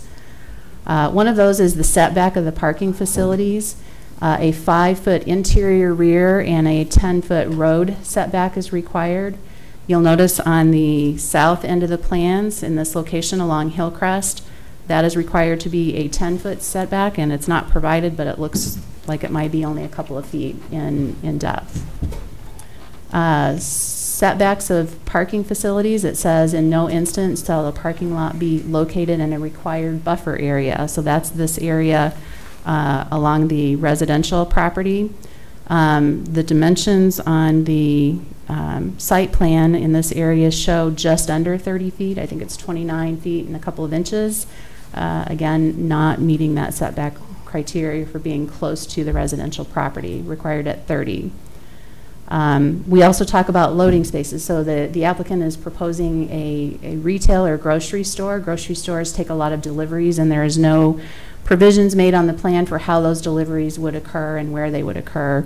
The assumption is that they would probably occur on the east side of the building, but they've got parking and dumpsters over there. They also need to make sure that wherever it is, it doesn't interfere with parking and maneuvering on the lot. So they'd need to be able to come in, turn, back a big truck into a loading dock area and make that happen. They didn't show any loading spaces, so we're not able to determine compliance with that requirement. The code does provide for a limited number of compact vehicle parking spaces for residential uses, and there's some things in there that say how many you can have. They do meet those requirements. They can have 10, or I'm sorry, they can have 11, and they showed 10 in the area along the south side where Hillcrest adjoins the property. But again, that setback doesn't meet that 10-foot requirement. So by the time they move those in, we're not able to see how circulation would happen on the south and east sides of the building. Lighting, we did get a lighting plan that was in your packet. That lighting plan was the same plan that was submitted the last time these plans were submitted. They were dated back in 2016. And that was a different plan. So the actual lighting standards are shown in the locations for where the striping of the parking lot is lined up, which is different than this parking. So the lighting submittal that was provided doesn't match up with where the lights would need to be in this parking lot. So again, they don't meet the requirements of the lighting. Landscaping adjacent to streets also has some requirements. And again, we were provided with a landscape plan. We went through a calculation because we can determine based on the linear frontage of those streets, and came up with how many trees and shrubs would be required, and neither of the frontages met the requirements as shown on page 7 of the staff report. Landscaping for side and rear yards is superseded by Article 7, which I already talked about, so we'll defer to Article 7 for that. Landscaping requirements for interior parking lots are also provided, and I think the most interesting thing is that they don't have enough parking lots. Again, it's based on the total square footage of your pavement surface, so if that changes, this number will change. But we kind of looked to see what they had going on in their current parking lot, and the two things that I will note is that not all of the end landscape islands are 9 feet as required, nor is this interior, the width of a landscape island is required to be 9 feet. So this north-south island running through here does not meet that 9 feet requirement. In our parking table, there's a provision that says additional aisle width and turning radii may be required to accommodate fire vehicles or where aisles serve as the principal means of access to on-site buildings or structures. So I bring this up because we had a lot of concerns the last time and this time about the circulation around the building on the east and south sides. They again proposed this one-way circulation, which brings a substandard aisle width into this location and makes access by fire vehicles coming into this location very difficult, especially if you consider that if they comply with the code and bring that parking setback from Hillcrest 10 feet, that's going to even make that turn a little bit harder. So we would like to see clear open space in there, as that is the primary means of access around the building. We have some bicycle parking requirements that would need to be addressed in any plan. They're not provided. Shopping cart corrals also need to be accounted for and are important because they reduce the number of parking spaces that are available. I did go through the parking count requirements. The 1-bedrooms do require 1.5 spaces per unit, and the 2 bedrooms require 2.5 spaces per unit. So moving forward, they would need to address that. Again, the non-conforming buildings, the most important part of this discussion is, as I mentioned, the 2nd and 3rd floor of the building are proposed to be located to the front setback of the portico. And that doesn't really kind of line up with some of the elevation drawings. If you look at some of the elevation drawings, it does show the portico coming out and the 2nd and 3rd story going up. But what I want to note to you on the plans, again, that are included in your packet, is when you look at the, on the left side here, this is the 1st floor elevation, and the dimensions, the east-west dimensions of the building are provided on the left side of both of those drawings. And I blew it up here. On this drawing, it's 116 feet, so it shows the 116 feet. Keep losing my cursor.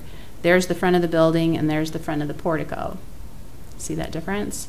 And on this drawing, when you go to the second and third floor, the dimension provided is it is 125 feet 4 inches. So again, you know, they kind of put them side by side, they align up. That is the additional dimension, we believe, that would take the second and third floor over the top of the portico and therefore not meet that front yard setback.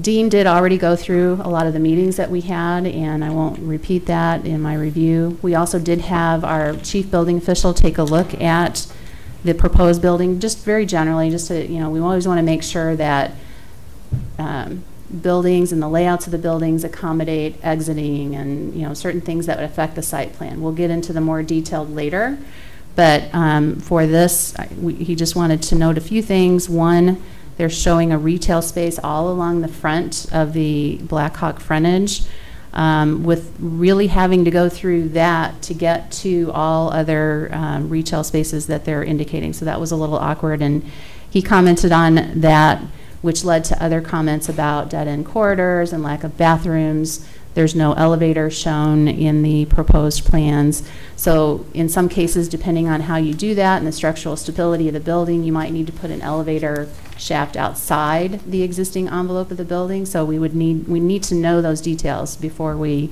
can prove that the project meets the standard of a special use.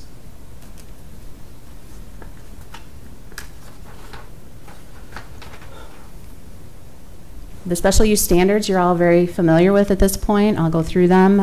The proposed special use complies with all provisions of the applicable district regulations. I just spent a lot of time stepping through all of those regulations, and we believe that they don't meet the requirements of the UDO and nor this provision of the special use standards, and no relief was requested from those requirements. And in fact, Exhibit C of the applicant's application indicates that the plans do comply with the UDO. The second standard is the proposed special use will not unreasonably be detrimental to the value of other properties in the neighborhood. Again, the staff report kind of stepped through. We believe that there's inadequate circulation around the south and east sides of the building. The parking pavement does not meet the required setbacks for development. We don't have any verifiable documentation that the structure can support 2 stories of additional residential on top of the building. And that building has suffered long-term neglect and a recent roof collapse that hasn't been verified for us. Additionally, as we indicated in the last development, or time this development came forward, the proposed use of materials on the exterior of the building are not consistent with development, nor with the character of the building materials used in the surrounding area. I did provide images in your staff report that show what that looks like and how that does not compare with the building directly across the street, and that's on page 11 of your staff report. The third standard for special use, the location and size of the special use, and other things don't dominate the immediate neighborhood, and specifically consideration should be given to the location, nature, and height of the building, structures, walls, and fences on the site, and 2, the nature and extent of the proposed landscaping and screening on the proposed site. So again, while the attorney indicated that, you know, we don't need to provide this stuff, these are very specific standards of special use that the applicant is burdened to provide this proof. So we believe that the proposed plans are not compatible with the neighborhood. The location of the existing building is non-conforming, both in proximity to the existing residential property to the west and as well as on the east property line. And the development going up further encroaches on the neighborhoods by extending those additions into that setback area. Also, the buffer yard between the existing parking lot is less than the 30 feet and isn't landscaped according to the plan. The fourth standard for special use deals with adequate utility, drainage, and other such necessary facilities have or will be provided. We're looking at the addition of 22 residential units in this area, so we do ask for things that will help us verify whether our existing utilities can accommodate this growth. So obviously through our GIS system, we have utility maps, and those utility maps are a general tool that help us identify where things are.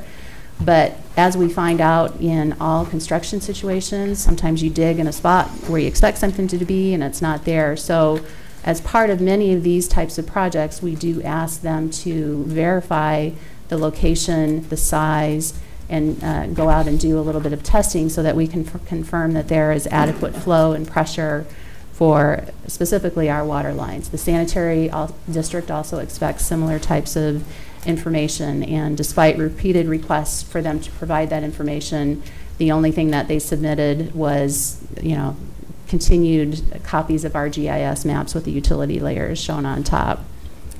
The next standard is that the proposed use is deemed consistent with good planning practices, is not detrimental to the permitted developments, is visually compatible and conforms to the regulations of the district, and is essential or desirable to preserving and promoting the public health, safety, and welfare. Our review shows that they do not comply with setback and parking requirements.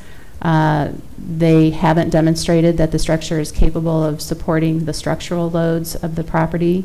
It's had extended vacancy, and the lack of maintenance within the building and the roof collapse have created a potential breeding ground for mold and other health conditions that could be existent in the area. We again have requested professionally prepared and signed documents that have not been provided. So that completes the special use standards. Again, Dean kind of went through the historical information on how we've met with the applicant. It's probably also important to note, as you well know, that we've had a history on this property. It was brought to you back in 2016. Prior to that, in 2013, the city approved a text amendment to the LC zoning district that changed upper level flooring from a permitted use to a special use. In 2015, the applicant filed a lawsuit against the city challenging that text amendment. That lawsuit was dismissed based on the applicant's failure to testify or to satisfy administrative remedies. Shortly thereafter, he filed for a special use, and that went through the Planning and Zoning Commission and the City Council, and that request was denied. Ironically, that was based largely in part to a lot of the nonconformities that I discussed today. In 2017, the applicant filed a second lawsuit against the city, now alleging that he had exhausted his administrative remedies and was entitled to a challenge of the 2013 zoning text amendment. Those were based on the premise on a claim that he had not received procedural due process with regard to the property. So at that point, and you might remember, the city initiated a text amendment rezoning the property to give him that ability to answer those questions of the rezoning. That 2017 lawsuit was dismissed in the circuit court on the city's motion based upon the applicants having received full due process. The applicant filed an appeal in the 2nd District Appellate Court, and after filing the court's ruling, they entered a judgment in favor of the city. The current judicial decision then is that the current LC zoning of the property is properly entered after giving the applicant full procedural due process. We do have a current petition for a special use. Of note is that while this claim is pending, the applicant has filed another lawsuit against the city, now alleging that the city bears responsibility for the damage to the structure that accrued while the roof collapse was open. That pending lawsuit does not relate to the zoning of this property, but we are ongoing with that at this point. As a result of the public notice that went out, we didn't receive any public comments on this application, but we are here for the public hearing and can take additional public comment. I think in looking at this case, again, it's unfortunate we're here again. We're looking at a lot of the same things. They're asking for a continuation for something that was kind of fully vetted. There's been some modifications to this plan, and because it is a new plan, we did fully review it. We sent it through all of our process. We've spent a lot of city staff time and money processing this application. The mixed-use development on this site is possible, as we indicated the last time, but you have to go through the right process, and you have to be willing to submit to the type of review that's necessary to allow the city to consider whether it meets those objectives. So Based on everything that's submitted, we've provided with you a sample recommendation. I will note that a couple of words at the end of that sentence were omitted, and that the recommendation is that the sample motion add the words "be denied" at the end of the sample motion. With that, I'd be happy to answer any questions that you might have. Okay, thank you. Given this is a public hearing, I do need to open up the public hearing portion and allow any, excuse me, anyone in the public that would like to comment or have questions, you're welcome to go to the podium.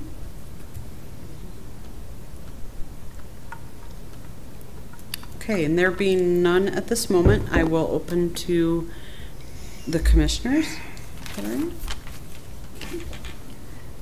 Well, I noticed that this property was mentioned in the Annie Glidden North plan as the vacant movie theater. That's what I assume it is, right?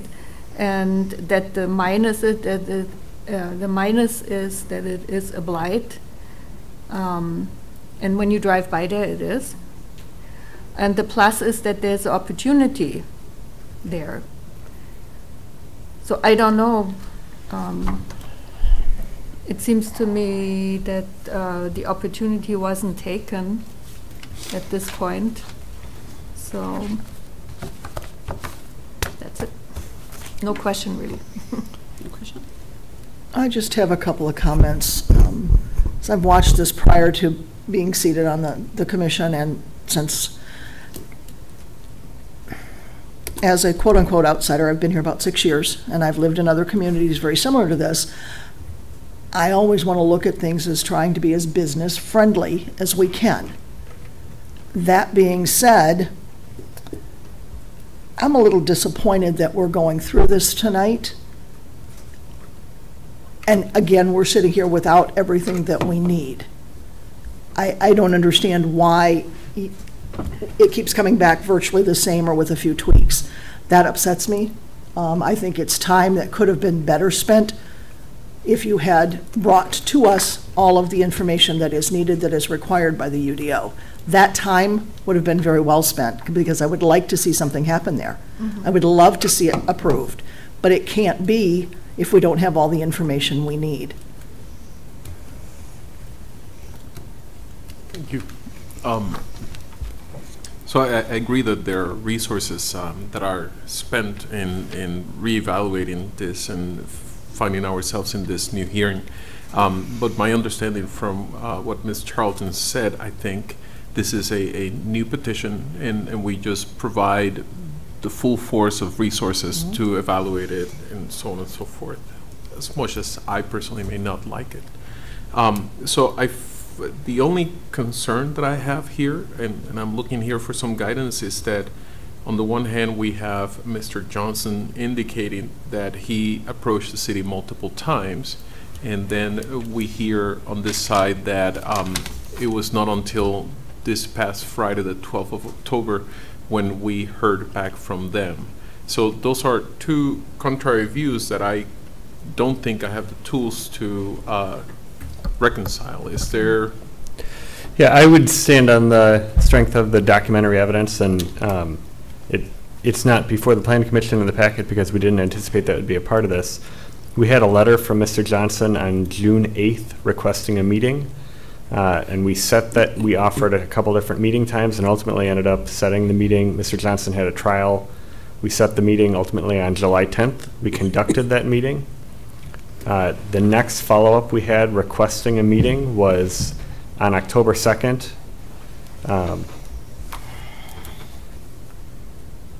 And there may have, as I'm going through this, there may have been, that email references a prior email that I'm not currently seeing. But on October 2nd, 11/16, requesting the potential for following up with a staff meeting. And I responded at 1:08, so just under 2 hours later, and asked what specific issues they wanted to discuss. And there wasn't a response until Friday. So Mr. Johnson and I have certainly talked about this proceeding as a part of the court litigation that we've been going through, but there has not been some series of a number of requests for meetings. that were denied. And as I said, he sent the email on October 2nd. I responded just under 2 hours later. There wasn't a response until Friday.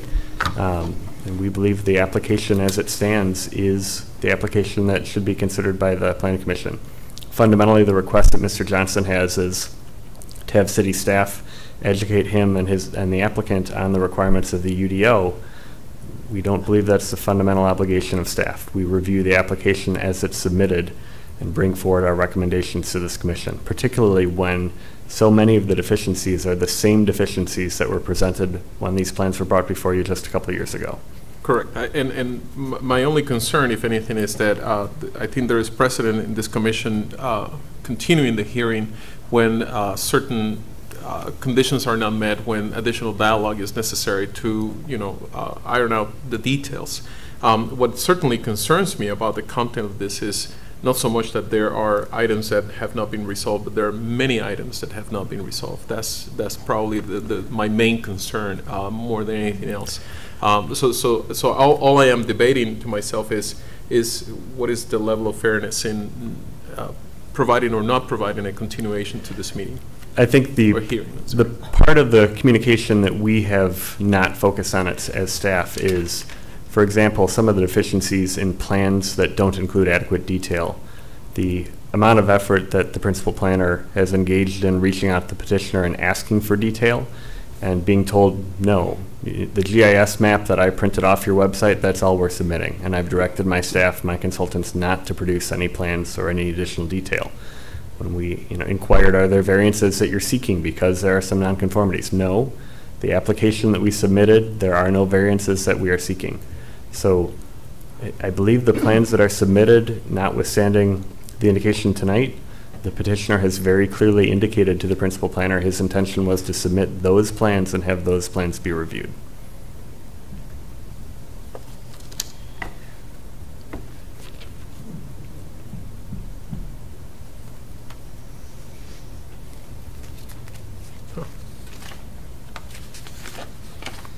Thank you.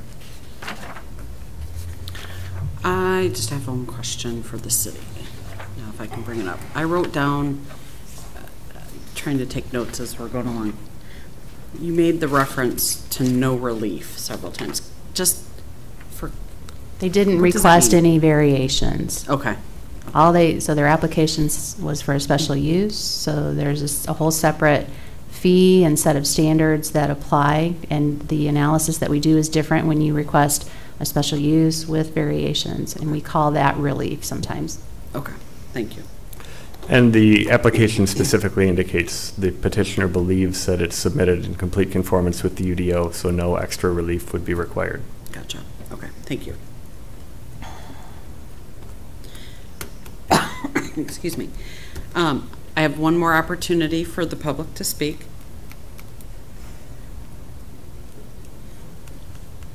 Yep.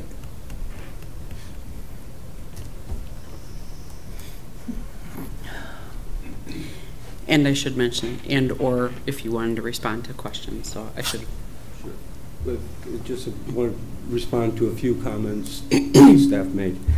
First, the purpose of my October 2nd email was we had got no feedback. We did not know whether or not the plans that had been submitted were satisfactory or not. We had gotten some requests for documents, but the issues that were raised in the staff's report, those could have been given to our architect and we could have adjusted the plans. We could remove the portico, for example. We could set back the building 30 feet if that was necessary. There's many, many things that we could do to address the issues that were raised. My October 2nd email asked for a meeting to go over any issues or concerns that the city staff had. I got an email back asking me what I wanted to discuss. Well, I wanted to discuss feedback from the city, which I hadn't gotten any. So it's really hard to tell the city what I want to talk about.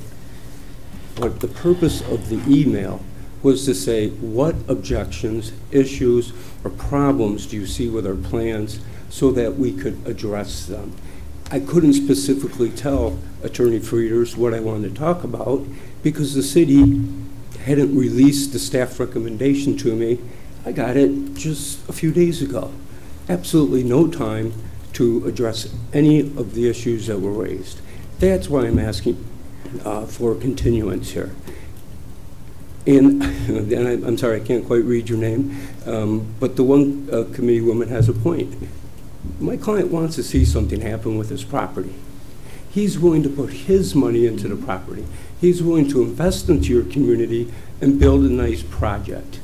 Oddly enough, this evening, on your first agenda item, you had a very long, comprehensive plan. Part of that plan involves my client's property on page 50 of the plan. Take a look at the rendering that they put where my client's property currently is. It's a massive project. It's much bigger than what he has envisioned. The idea that his project isn't within the scope of this neighborhood is nothing more than someone's opinion. I would also point out, and I did hear a few people in the public make comments about the first agenda item, is that no one's ever approached my client about being incorporated into that overall project, and what could he do to assist with that. I'm respectfully asking that this be continued so we could resubmit revised plans that address their major concerns. I think that's fundamentally fair. There's no downside to the city to do this. Absolutely none. What's the harm? The harm is that they don't want this project to go through for whatever reason. Frankly, I've never run into anything like this. It's very disappointing to go to a city, be willing to put your own money into the city, and get turned away time and again. Thank you.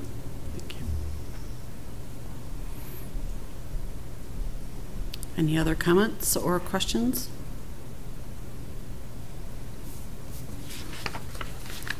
At this moment, I'm not going to close the public hearing because I'm not sure what we're going to do.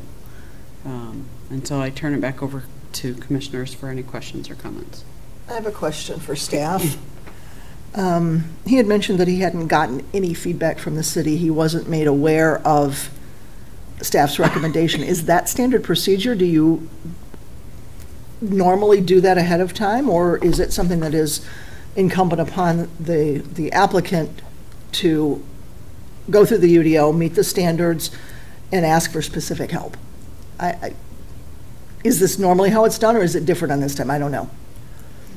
Where we have an applicant that indicates that they're not submitting any additional detail and the plans are what the plans are, this would be the process we would typically follow. Okay. No, I think it's customary that we get a more complete submittal and we get plans that more accurately reflect the requirements of the UDO. And you know, in this case, for example, instead of simply seeking a special use, it would likely be a project that would come forward and seek a rezoning to a planned development commercial because of the number of variations that would be required. And we'd be working through some of the finer points on a more advanced proposal. But in this case, all of the early requests that we made for just information about the plans, we were told the plans that you have before you are what we're submitting. And so we went forward on the basis of that representation. Okay. Thank you. And we have a history because, you know, some of the building permit issues that we have had on the property with the roof collapse and just the unwillingness of this particular owner to work with the city to address issues of closing the roof and providing structural details. All again, stuff that there's never been an effort to come forward with a lot of that information.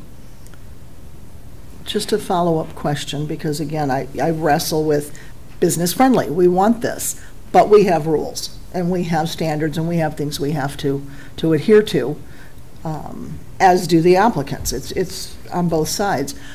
What would be the con? What would be the reason to not grant a continuance on a specific time with specific requirements to be completed in that time? I think the fundamental downside to that goes back to what I had mentioned. I don't think it's likely that if the petitioner comes back with changes to the plan that adequately address the staff concerns. Okay. So if they look at those points and say, we're going to address all 12 or 15 of these deficiencies, the plans that come back are likely not going to be a straight application for a special use. It's going to be a completely different type of zoning approval that they seek. It's very challenging to contemplate a special use that would have that many variations attached to it or that many departures from the UDO attached to it without it being a planned development. And if we look at, if we're comparing this to other comparable projects in that neighborhood or in other parts of the city, any project that has come in and that has tried to fit this intensity of a development into a site, they've gone the planned development route because of the flexibility that it allows. Sure. And it's just very, it seems unlikely from a staff review perspective that a special use is going to be the right mechanism for this. So we feel that may just be kind of prolonging and inevitable. Okay. I think that does it for now. Thank you.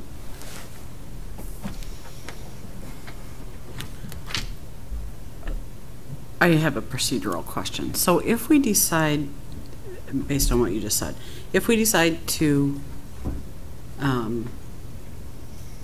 extend this out to however, whatever the time frame is, and they submit what needs to be submitted, they do everything they're supposed to do, and it comes back that it should be zoned or variance, just planned commercial, let's say.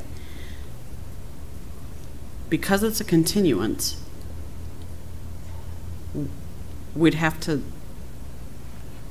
close that continuance and start a brand new item, correct? In essence? If the petitioner came and sought different relief, if they said we want a map amendment to a planned development, commercial, residential, mixed use type development, that would require a new publication and a new public hearing. We'd have to start the process over. Okay. That was more a curious question than, because we've not had that thought even come up. Let me interject something real quick. Yeah. Just so I'm following her and you, that would basically mean withdrawing this application and resubmitting one, or us denying it and then resubmitting, but under special use with the zoning variances that you're talking about. It would likely be petitioning for a rezoning. Rezoning, to a PDRC. okay. Thank you.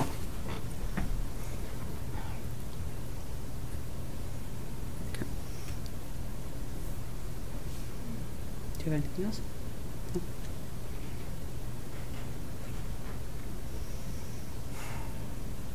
So recommendation or a discussion on, if we're going to continue it, I can't close the public hearing. So if we're not going to continue it, then I close the public hearing when we finish. My current inclination is to deny it. As is mine. Right. As it stands right now. Okay, I'm going to close the public hearing. Any further questions or comments from us or from the city?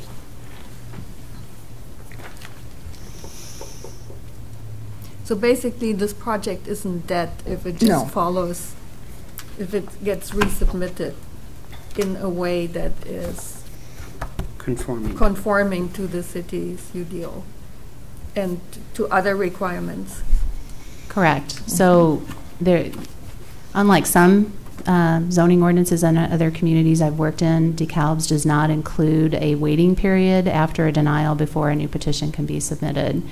So if the applicant, if this is denied and the council concurs with that, the applicant could choose to come to staff and work with staff in a manner that would bring forward a project that does, you know, start from the beginning with a process that can work. So if they're truly interested in going through a process that is can be successful, they would be willing to refile an application and go through that process. I have a hypothetical question. If we deny, regardless of what our outcome is, it still goes to city council, correct? Mm-hmm. If we were to deny this, and let's say for hypothetical reasons, the city council approves it, would they, because of different things in this proposal that are needed, variances and whatnot, would it then get redirected back to us? Where does it go? The council could either redirect it back to the Plan Commission, or they could make their own conditions of approval. Okay. So they could say, we approve it based on A, B, C, D has to be completed, shown, whatever. And then we wouldn't see it. So those standards that we go through and that you adopt as part of your motion are part of the ordinance that gets prepared and entered into the record as the official findings that you made and that they then adopt.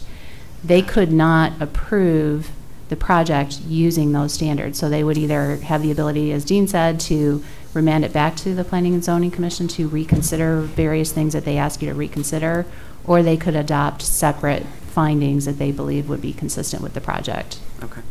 Okay, thank you.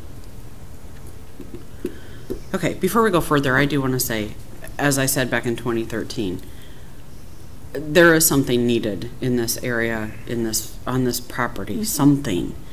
I would love to see something happen, but I agree that there's procedures and pieces that have to be done. With that, and if those happen, we need something there. We need something there. Every time I drive by there, I remember back to when it was and a cinema. That's where we went. It was a great place to go and hang out and meet your friends and see a movie, and we need something in that area. And every time I drive by there, I think, wow, wouldn't it be cool if it was a cinema again, or wouldn't it be cool if it was a grocery store, which is badly needed in that area. So we need something, but we need it done correctly and right, because one, safety. We don't want people to get hurt. That first came to my mind when I read this was the what ifs. So I needed to say that. Happy to take a recommendation whenever you're ready. Can I make one more comment? Yep. I would just like to say that if this is denied, and that sounds like the way it's going, and if council goes along with us, I would really urge you guys to resubmit an application for the zoning change with all the T's crossed and the I's dotted, so that it can come back to us and get approved, because I agree with her, we need something there. What if we do this to the denied? You can give all that stuff you want, and you down with the codes to deny it. Here's the parking lot. You have that parking lot right now. Here's a new one. He needs to come to the mic. So what we're saying, understand, but what we're saying is what has been presented to us is not complete. And the one thing that Ms. Buckley said, and that I concur, is just because you would resubmit something and all the I's are dotted and the T's are crossed, does not mean it will get denied. But we need to have a process that's followed. There are rules that need to be followed when you do an application. And if it's not done, we have to consider the safety for the citizens. We have to consider, there's variables that we have to consider, because you're liable for that property and for the business that gets put there. And we don't want to, excuse me, we don't want to approve something that could potentially hurt you in the long run or our citizens. And so we are doing this on the proper conscience that we need to review. There are standards in the UDO that Correct. need to be followed. Correct. They weren't followed. And what is presented to us may not be what you've brought tonight. We have to go by what we received as of Friday. So, and just as Ms. Buckley said, we would encourage you to submit a proper application that has everything taken into consideration, everything done. And I'm not just saying this to you. I'm also going to say this to the city, that as long as you submit everything that's done and the city takes the time and you conform with their meeting that they would like to have with you, that would be a proposal to be considered. So both sides have to consider this as well, as we do, all of the variables that go into an application and into this process. And so I encourage you to follow the process as it should be, as every person that comes through us has, or is expected to. Yep. And if they don't, in our conscience, with the citizens in the city, if it's not followed correctly, we can't approve something. So, I'm ready to take a recommendation unless anyone else has further comments. You want to do it? Based on the submitted petition, staff report, and testimony presented, I move that the Planning and Zoning Commission adopt the findings of 4 special uses enumerated in the October 12, 2018 staff report for the DeKalb Planning and Zoning Commission regarding the special use permit for 1015 Blackhawk Road, and recommend to the DeKalb City Council that the requested special use permit be denied. Second. A motion has been made by Castro, second by Buckley. Roll call. Barbie. Yes. Buckley. Yes. Castro. Yes. Chair Doe. Yes. 4 yes. Thank you.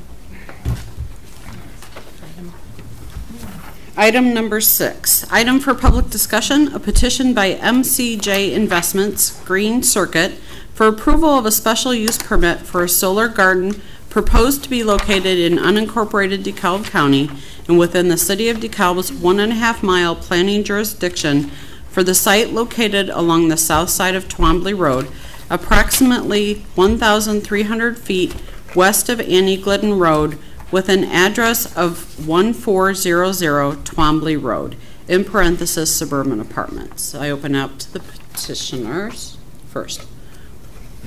Yep. Name and address, please. Hi, I'm Brett Robinson with Green Circuit, 1400 Twombly Road. Unlike the previous one, we worked through the all of the things that the city wanted and recommended, and we didn't find it to be terribly unreasonable.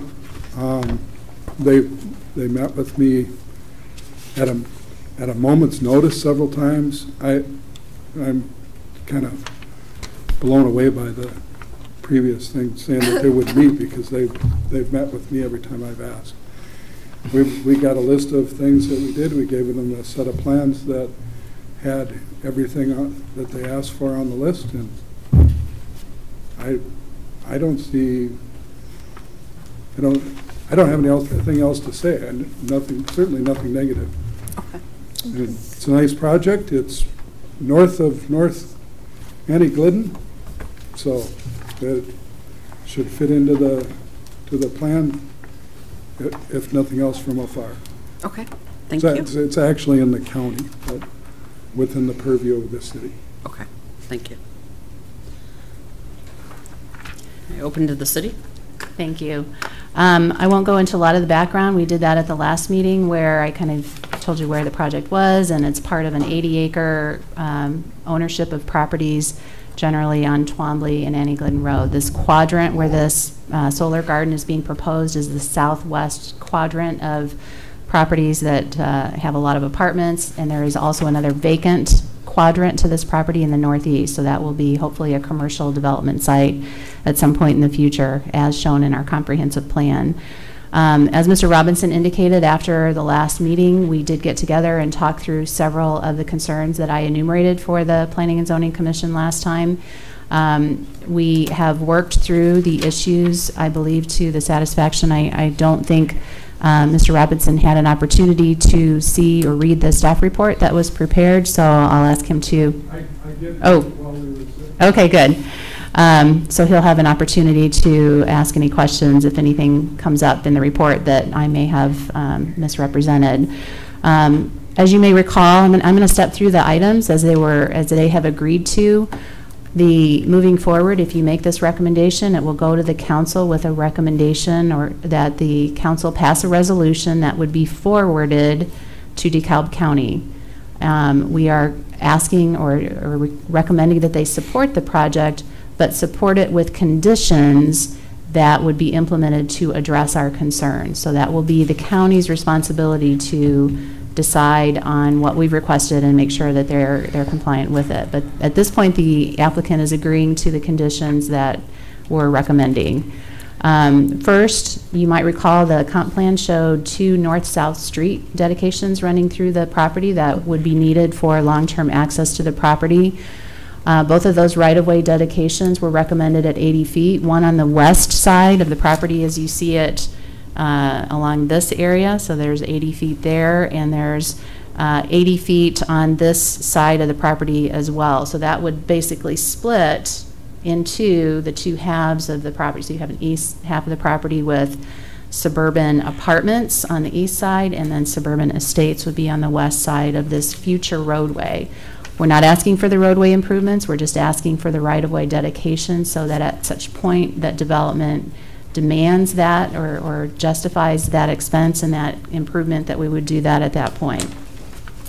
We did talk, I will note that we did talk a little bit about whether the eastern one should be 70 feet or 80 feet because the right-of-way to the south is 70 feet, but after having worked with our engineering department, and you can see on the plats that are provided, there's some utilities running, whoops. There's some utilities running through the east side there, so we want to make sure we have enough room to encapsulate those utilities within the right-of-way. The second one is that along the west side in that right-of-way, we do know that there is a city storm sewer that connects the properties in the city to the south through this property and up to Eden's Garden, which is north of Twombly. So at some point in the past, I think we have some easements that are shown there. There's an area that no easements are shown, so we want to take this opportunity to make sure that either the right-of-way, that 80-foot right-of-way, encompasses those utilities, or if it doesn't, that they grant us additional sufficient easements outside of the right-of-way to make sure that those utilities are within City of DeKalb easements or right-of-way, and that gives us the right and the ability to go through and maintain that at such point in the future if it's needed. A drainage easement exists along the west property line. That's what I just kind of went through. The platting language on the plat needs to indicate that the rights-of-way will be dedicated to the City of DeKalb. So keep in mind this is unincorporated. We're not seeking to annex or do anything with the property at this point. So it's a little unusual to have city rights-of-way and unincorporated property, but we want to preserve that. So one of the things that will occur with the council's adoption of a resolution is a sample agreement that we'll ask the applicant to enter into that will provide the provisions of that language that will occur for the platting if the county approves it and if the state approves it. So keep in mind from our last conversation, there's hundreds of these applications filtering through the county for approval, and only a handful of them will have the approval from the state. The applicant has stated this one is a little bit different because they intend for a majority of the power to be used by the residents on the site, so they believe they have a little bit more likelihood to be approved by the state. But any of the agreements or terms or conditions that we're attaching obviously wouldn't go into effect unless and until such time that the state approved it and they were filing petitions with the county to move forward. We have also requested at the end of the eastern boundary, the city's road kind of ends into a little bit of a fence, and so there's some issues with the uniform safety traffic manual and how that exists, and so we're asking that they provide an approved end of road barrier and signage at the end of there to show that the end of that street is there and that the right-of-way doesn't exist, or the road doesn't exist yet. We also had concerns about water and fire pressure and fire hydrants on the property. We've, as an unincorporated property, this whole property is served by wells. It does not connect into the city water service. However, our fire department does provide fire service to this area because it's within our fire boundary. So we wanted to make sure, as the primary group providing service to this area, that if something should occur, that we had adequate flow and pressure from the wells. So our fire department did go out to the site on September 27th and did determine that there was sufficient flow. There's certainly not enough flow there for any type of development, but for the type of low use development proposed here, that there is adequate flow and pressure. So our fire department was comfortable with that. With regard to access, so keep in mind that this area where the solar garden is proposed within these arrays, it's going to be fully fenced in with that deer fence that I showed at the last meeting.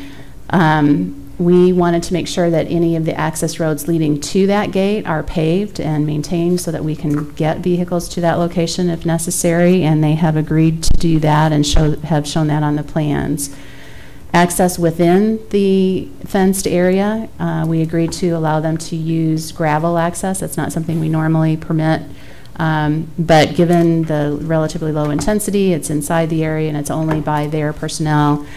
They can gravel it all the way to the end, and they're going to provide a T-shaped turnaround at the west end of that facility. We did also ask for verification that the drainage and grading was going to be either maintained or that they weren't going to be increasing any of the run-ups from the area, and they did submit some information from their engineers that indicates that there will be no substantial changes and that the CFS will be less on the property. So keep in mind it's being farmed currently, and so there's a little bit greater runoff than there will be when they put the grasses in there that are required. There is a setback requirement on the west side that we're asking them to consider. So we're creating that 80-foot right-of-way, and so from that right-of-way, east right-of-way line, we want to make sure that they have a minimum. Our standard is 25 feet, so we would look for that fence to be 25 feet from the east right-of-way line, or whatever the county has. I mean, if the county's is 30, that's fine. I don't think they'll vary that if they have a greater setback.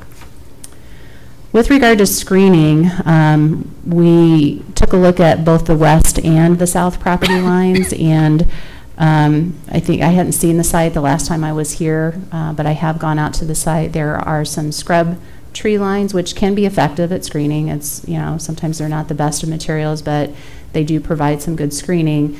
But there are several areas that are completely bare. So one thing that we've asked is that they provide evergreen landscape screening that grows to a maximum height of 10 feet in those setback areas to kind of fill in the gaps.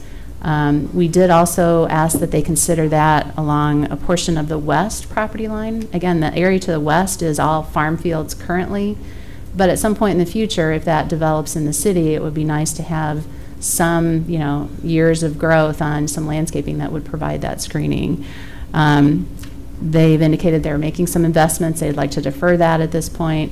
I think that's reasonable given the amount of screening that they're agreeing to on the south property line. As you know, we've discussed this with you. We took it to council. We went to the hearing officer who heard the council's request that this be delayed to give us time to work through these issues. We did send notice out to everyone within 250 feet generally, and then we extended that notice area all the way south to Hillcrest, just to give everybody that lives in that area a little bit of notice. So all of those property owners were notified by mail.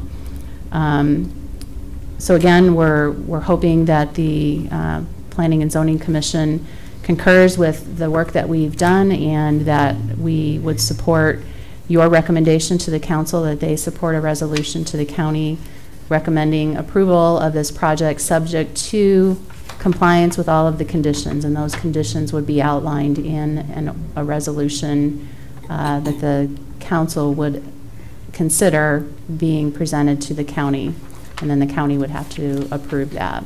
So with that, I'm happy to answer any questions. I do have a sample motion on page 6 of the staff report for your consideration. Okay, thank you. Petitioners, any questions? Me? Yep. I only have to say that we saw this on more than a month ago, if I'm not mistaken, for the first time, and the project was described to us, and the situation was described to us. A situation meaning that the details about this being county as opposed to city of DeKalb, but it happened to be close enough that we had at least the ability, I think, to say something about it. Man, what a good example of we don't have all the T's crossed. We need more time. Let's kindly ask for more time. Get people on the table, have a conversation about what we want, and think about the future, 20 years in the future. We may still have this garden, solar garden, in place.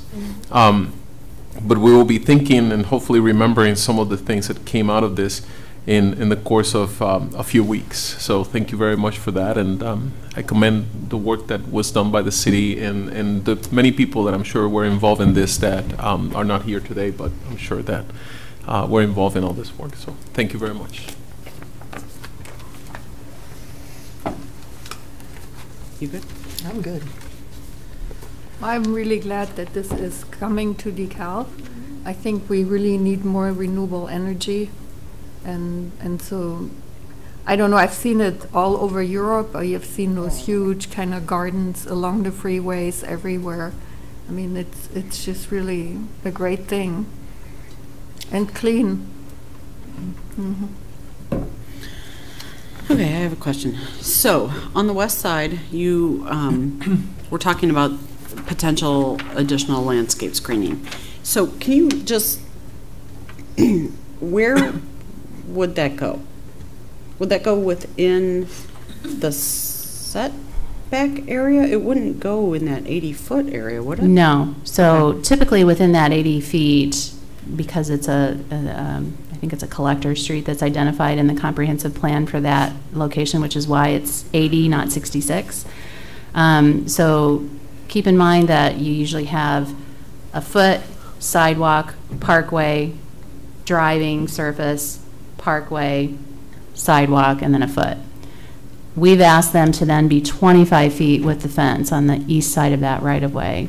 My idea was for them to put the evergreen landscaping in that 25-foot setback area, because the parkway area in the 80 feet, when that gets built, the subdivision requirements have parkway trees going into that area. So we'll eventually have parkway trees going in that area, but the evergreen screening, because remember these panels are going east to west with the sun, so at some point those panels are going to be pointing directly to the west. So within that 25 feet, though, it runs up into suburban estates. I was just proposing by the... Along the fence area? Right. Okay. So not all the way north to Twombly, Gotcha. just screening the panels. Okay. Okay. Thank you. And as Mr. Castro said, this has been a great opportunity, I think, for us to work alongside with the county, or for you all to work alongside with the county. And I appreciate the fact that they gave us the additional time for us to be able to work this out together. So I appreciate that very much. If there's no further comments, then I'd be happy to take a recommendation. I can, you go ahead. Go for it, somebody. Go ahead. Okay. Based on the applicant's submittal and agreement to enter into a binding agreement with the City of DeKalb, I recommend the City Council recommend to the DeKalb County Hearing Officer and County Board that the applicant's request for a solar farm as outlined in DeKalb County Case DK 18-32 be approved, subject to the owner's execution of an agreement with the City of DeKalb that requires conformance to the conditions of approval as outlined in Section 4, Conclusions and Recommendations of the Staff Report for the Planning and Zoning Commission's October 17th, 2018 meeting. Second. So, excuse me. So moved by Barbie, seconded by Buckley. Roll call. Buckley? Yes. Castro? Yes. Barbie? Yes. Chair Doe? Yes. 4 yes. Thank you. Thank you. Good luck. Yeah. Good investment. Yeah. Reports. Next meeting will be November 7th. We have one public hearing set, a solar garden along the north side of Thank you, Tim. November 7th. Another solar garden. This one's proposed in the city along north side of Gerler, east of South First Street. So it'll be a public hearing for rezoning from heavy industrial to planned development industrial. Past city council meeting, October 8th, they did vote on a couple items that went through the commission. The digital sign for the Hillcrest Covenant Church, the special use permit, and also the rezoning for Adventure Works along Sycamore Road. Those both were approved on a unanimous level by the council. And again, just several items on the agenda I know tonight, so thank you for your patience and hard work in reviewing everything and your time. Thank you. Thank you. So if there's nothing further, I'd be happy to take an adjournment. So moved. So moved by Barbie. Second. Seconded by Castro and Buckley. All in favor, say aye. Aye. All opposed, same sign. We are adjourned. Thank you. Thank you.